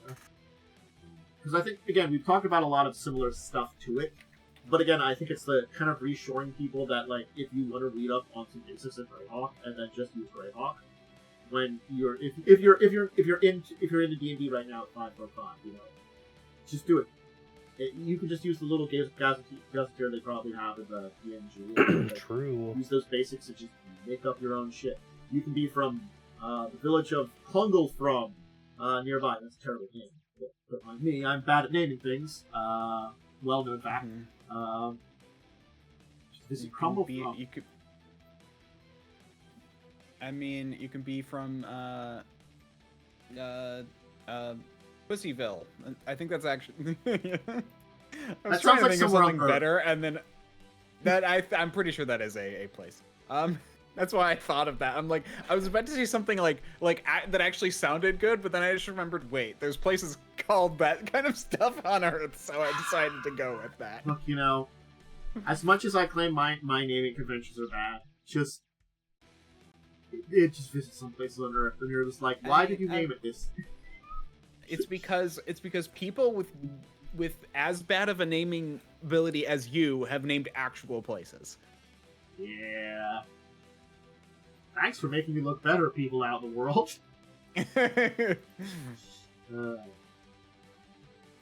Show. Finish up today. We're talking about some gaming this week. Did you do anything last Saturday? Let me do anything else last Saturday. I already talked about last Saturday. You but did not talk after. about last Saturday. It was before. And how about this last Sunday? I did stuff. Ooh. What stuff did you dive yourself into? We have been doing a little bit of Pathfinder 2e. Cell is running it. We're just doing, I think it's the beginner box adventure, whatever the level 2 to 4 one is. Okay. It's been fun. It's a very basic adventure because obviously it's the beginner box, so it's not going to be super advanced. Yeah. We did fight a basilisk at level 3, which is a wild pool for level 3. They're a little dangerous. It went fine. I beat the shit out of it because I'm a monk. And then it's basically all busy work the adventure because it's padding obviously to get you to level 4. But we fought a dude with some hellhounds that were like reduced CR trying to burn down a water flume, which I don't know what his plan was because that's not going to work. It led to some funny stuff of we beat him and then we're like, well, we don't really want to drag this body back, so what if we just put it in the log flume? We didn't do that. Although I think we should have, because it would have been way funnier. That does sound a little silly. It's been interesting to test out Pathfinder 2e. I'm still like 50-50 on if I like it or not. Mostly because it's like a lot of moving parts, and combat is like that takes a little bit of effort to actually like remember things. And unfortunately, the sheets we're using don't have all of the actions on them. Yeah. So we have to do a search in Foundry to grab those when we have to do them. So it's kind of like, I don't know what kind of actions exist, so I'm just going to attack. It's kind of been a lot of that for one of the players. Honestly, this is why I'm like, This is why I would honestly highly recommend using Foundry if you're going to play 2e, because there's the on-the-fly search function is very nice. And the fact that there's like just not even a place for there really needs to be a place to list all of your actions in the 2e sheet on Roll20. Yeah. There's a whole page for it on the Foundry one, whereas like in Roll20 it's like this column. Yeah, we ran Cell ran one session on Roll20 and was like, all right, I'm buying Foundry. And then we took 2 weeks off so we could get everything set up, and then we just switched to Foundry. And we've all liked the move. Foundry is quite nice. It's also a lot of like figuring out how the client works for it. There's a lot more buttons to press. Jay found the set attitude friendly button, so he does that all the time. So under his little name in chat pops up a little smiley face sometimes. So yeah, honestly, we're just trying to figure it all out. Yeah, I definitely think like it is definitely one of those things is that, especially with the remaster project, it's the unfortunate thing that a lot of the stuff that worked as well for when I played Pathfinder 2nd Edition, because we are at like 2.5 edition, that 0.5 isn't there in Roll20 yet, and I haven't. No, it's absolutely not there. The Foundry also has a lot of helpful little APIs you can put in. A lot easier than Roll20. Yeah. It's honestly, I think it does require a tiny bit more work. Yeah, I do think the work is well worth it though. Yeah, but like it requires a tiny bit more work, but every inch of work you put in is like a mile. Whereas in Roll20, every inch you put in is like an inch. Like we've got a custom API where if we roll a recall knowledge check, it'll zoom in on someone's token, and it'll like for 3 seconds be like thinking in text around the token. We have one that hides monster names that's very nice. It has led to a lot of funny things. So we fought a crocodile that was called Professional Animal, which is like, all right, what the fuck is he a professional at? Who gave this crocodile a job? It's just in a business suit. There's a croc in a suit there. It's like, who the hell? I will say, it's hard to tell if Paizo is better at balancing or if they just didn't put a lot of effort into the beginner box. Because man, some of the encounters are like pretty rough.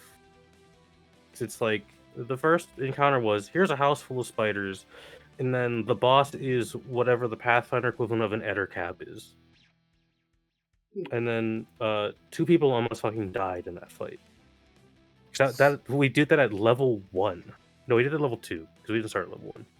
So honestly, they are pretty good at balancing. I think it's just the fact it's the beginner box. The big thing about their balancing though is literally just you're gonna hit at like basically like their system as far as balancing goes is actually very simple, which is why it works.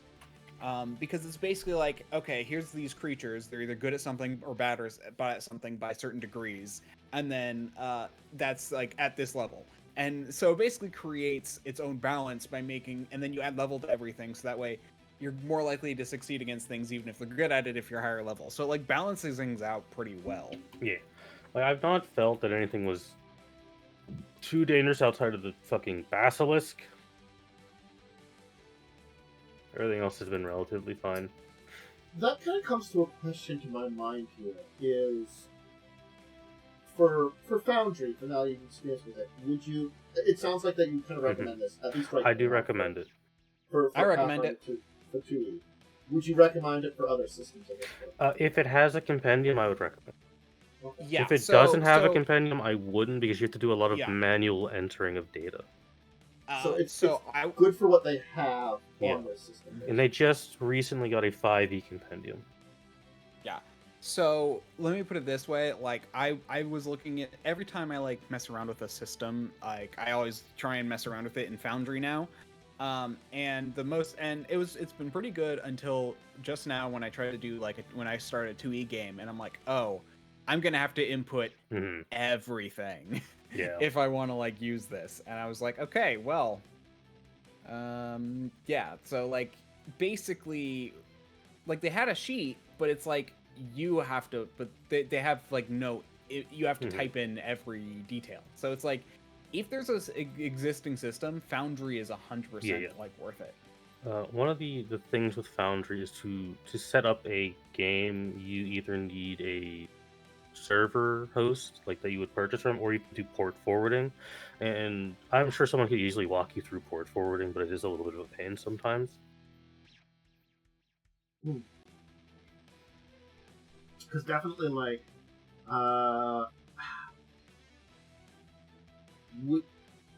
here's a question then. Do you think it would be better for something like Pathfinder 1?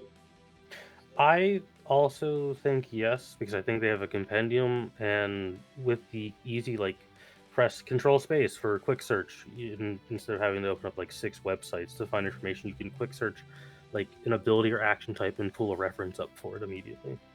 It's like, I have been able to search stuff, but yeah, I can see none of that sort of stuff. I'll have to look into it a little bit more. It's also a one-time purchase, to be fair. Where Roll20 is a subscription if you want like more out of it. I'd definitely have to look into it just to see like if it would be something that'd be kind of for my schedule. So, that's the other thing too. Is like that's the big thing that I've been kind of like annoyed about when it comes to 2E is the non-update.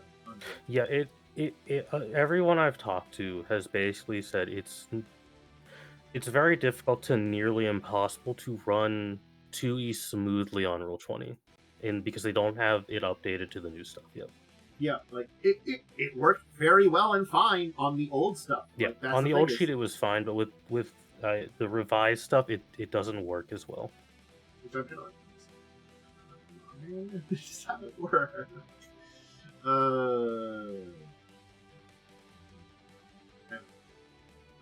Monday. Did anybody do anything Monday? We had session 1 of River's new school game, where we went to an assembly meeting in the football field that is now named after Perrin.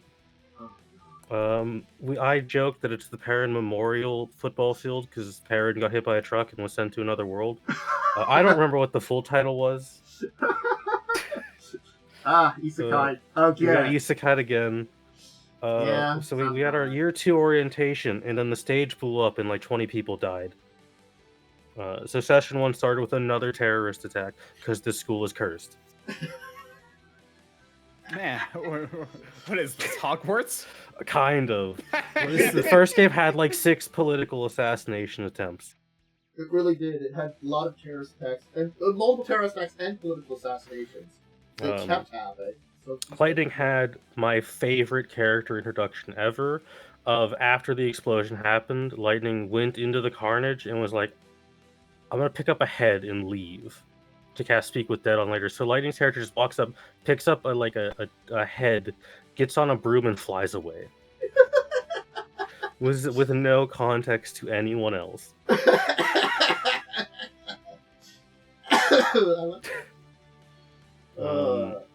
We did a lot. It was kind of like obviously like the big intro session. We did our character introductions.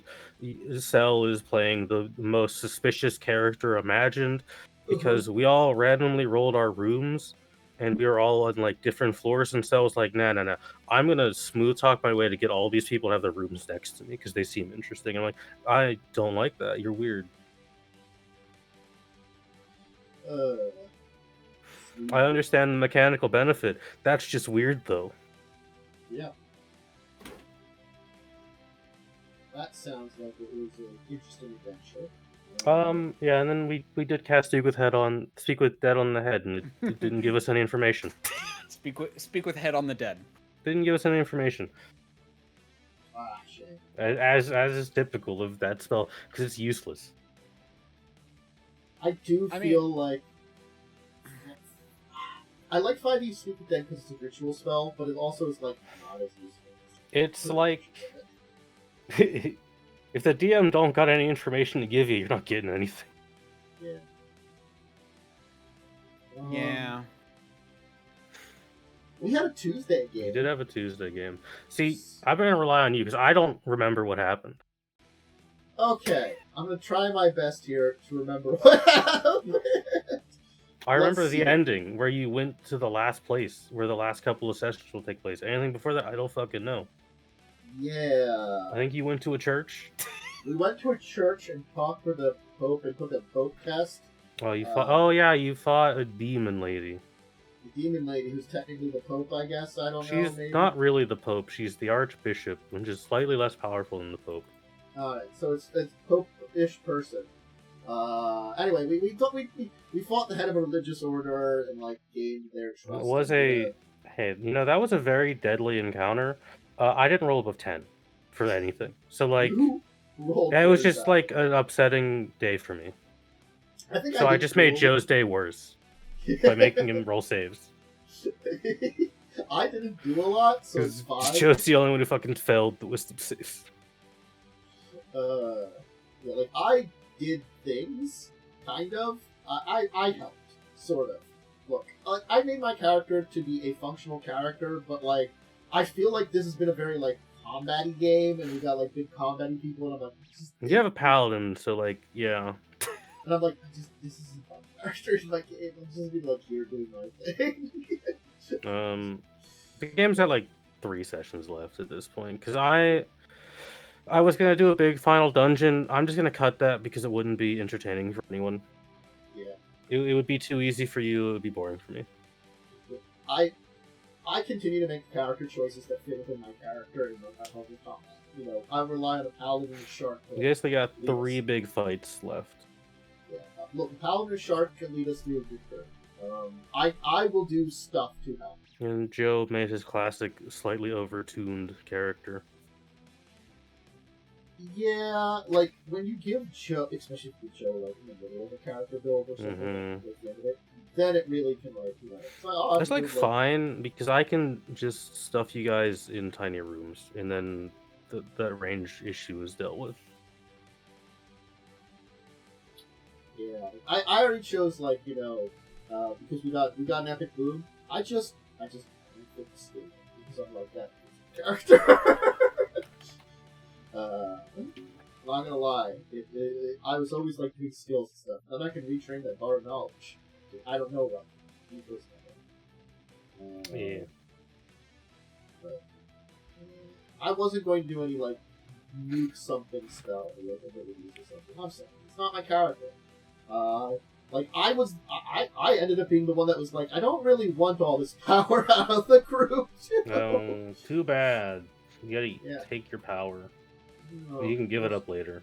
I'll give it up later. I definitely will. I won't have to. Just give all your power to the shark. If I'm giving it to any player, it's technically going to be a paladin. Paladin's the only one I would trust out of our team. No, the shark is the most morally good character in the group. The shark has literally done no crime. Are we sure? I thought yeah, Cell, like, deleted a man's soul. Oh, that's right. I guess the shark, like, doesn't do crimes and is like, very fun. I just don't think the shark does things that I support. It's just because the shark's dumb. Shark's got, like, 8 intelligence. Yeah. I didn't do anything Wednesday, Thursday, or Friday. I played a lot of Marvel Rivals. You were saying at the beginning when we started, we finished up with Joe, the Minds and Warriors story in the part of it. It's a good survival game. I like it. Yeah. It's a fun crafting survival game that's, yeah. It feels very like this is an actual Lord of the Rings plot without, like, being as connected. Like, maybe being, like, super on brand. I don't know how the dwarven lore of Lord of the Rings. I could not tell you anything. I've read the books one time. Here's the thing. Well, I mean, here's the thing. There isn't actually that much canon lore outside of the Silmarillion, The Hobbit, and Lord of the Rings. I'm pretty sure those are the only books. Yeah. But, Gimli shows up at the beginning. He does some stuff with you. He has you go in the mines. You do some stuff while in the mines. And then at the end, he's like, well, I gotta go. There's this elf dude that's my BFF that we gotta go hang out with, and we're gonna go to this isle. Peace out. See, he literally does the Gimli goes with Legolas to the isles and stuff like that. I'm like, aw, the bros. The bromance continues. Old man Gimli goes with them. Go, old man Gimli. Go. I like that. That was the nice actual lore-y thing that was. Anyway, Alright, well, I guess that's our week in gaming to finish up. What? Saturday, for me. Oh, I'm sorry. Today. I thought you said you're doing it Sundays, or is it Saturdays? It's Saturdays. It's Saturday mornings. For me. Oh, okay. Sorry. Go ahead. Yep. Yeah, so, Spelljammer Adventure, where it's Chewy, where basically we made it. This is the most interesting thing. Well, it's not really super. It wasn't super interesting, but basically we made it. I think 2 squares traveling across the void towards our next destination, and then we hit a random encounter because the GM does random encounters, and spent the rest of the thing doing a ship fight.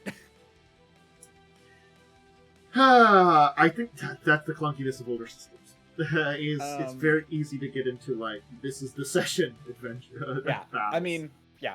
So basically, my session notes are: we ran into some shady business. We ran into some shady business where a porcupine and a scorpion, those are the 2 types of ships, were trading boxes. When we signaled them, this porcupine ran away and the scorpion turned to attack. What I find funny is we technically fired on them first. Everyone was all when the captain gave the order, it's okay. And then we boarded them, captured their captain, and found out they were, in fact, using what's called the Death Helm, where they're basically siphoning the soul from someone to power their ship. I mean, as soon as I hear a scorpion ship, I also, because I know the Spelljammer lore, no, that's bad, because that's an Orcish ship. Goblinoid ship. A Goblinoid ship. Those should all be destroyed from the Goblinoid wars. There was a giant space war to get rid of them, led by the elves, because of course it was the elves. I mean, there's a whole thing where, part of the plot that we're currently going on is that there are... I did that too, yeah. I did that in a Spelljammer game, and one of the few Spelljammer books I read also deals with, lost ships of the Goblinoid army that's still left, It's a traditional storyline of, hey, there's still some of them left because they are very easily, a big bad as they try to, They did actually try to make, a galactic empire, Yeah, elven kind of racism didn't help in that, and the elves kind of got pissed off with them. But they weren't really good guys either. It's sort of 2 sides fought that weren't good guys, and, the less worse guys won. The ones that won't conquer you won. They'll just be dicks to you. That's so interesting, because now I'm starting to wonder how much of this is in our plot, because we literally were in an area with with elves patrolling and stuff, and something's going on weird in this area where elves are starting to crack down on things for some reason. So I'm Yeah, that's at least the thing, that the elves don't conquer things, just kind of dicks. Yeah. So apparently there's been more elven ship stuff going on. That I'm still figuring out the plot. But yeah, we're basically going to figure out what's going on. Again, it'll be interesting, because I haven't read every one of the Spelljammer books, because there's certainly there's probably some definitely plot points that could be brought into that, and I always thought it would be interesting to explore things like the Goblin movie and stuff like that during that time. Yeah. It's kind of looking at those Star Wars, Star Trek, things we can play Adventures in Dominion War or something, or the Romulan War, or how you play in like Star Trek during the Rebellion, or Star Wars, I mean during the Rebellion. A lot of shit happens there. Cool. All right. Thank you two for joining me. No problem. It's a good day. And thank you, Momo, for popping in towards the end to give us definitely the Warhammer, because I was going to do my best, but I'm not quite up to the snuff that sometimes when it comes to the Warhammer stuff. I was going to try, though. And then thank you, Worm, for joining me the entire time. Yeah, I'm DiamondWyrm. You can find me on twitch.tv/DiamondWyrm or at DiamondWyrm on Twitter. You can also find me on Alt Dragon's Twitch channel Saturday morning at 9 a.m. PDT.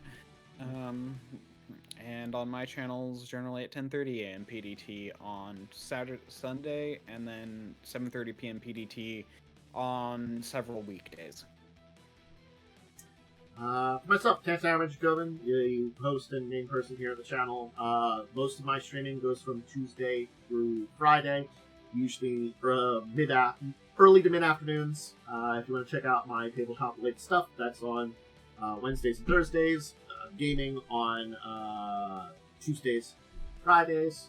I can put up schedules on social media, which will be linked below also. That's Discord, Blue Sky, Twitter.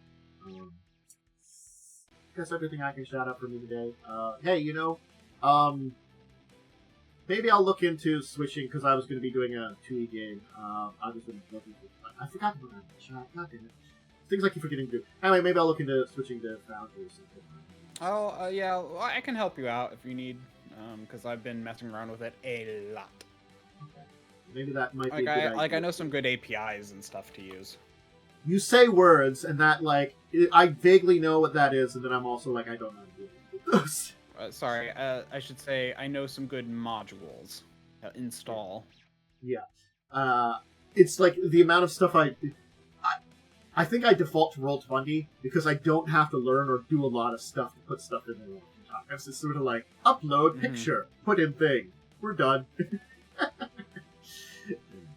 Alright, buddy. Have a good rest of your Saturday, good rest of your weekend. Check out these people wherever you can find them. Check out me. I'll be back on Tuesday with some gaming.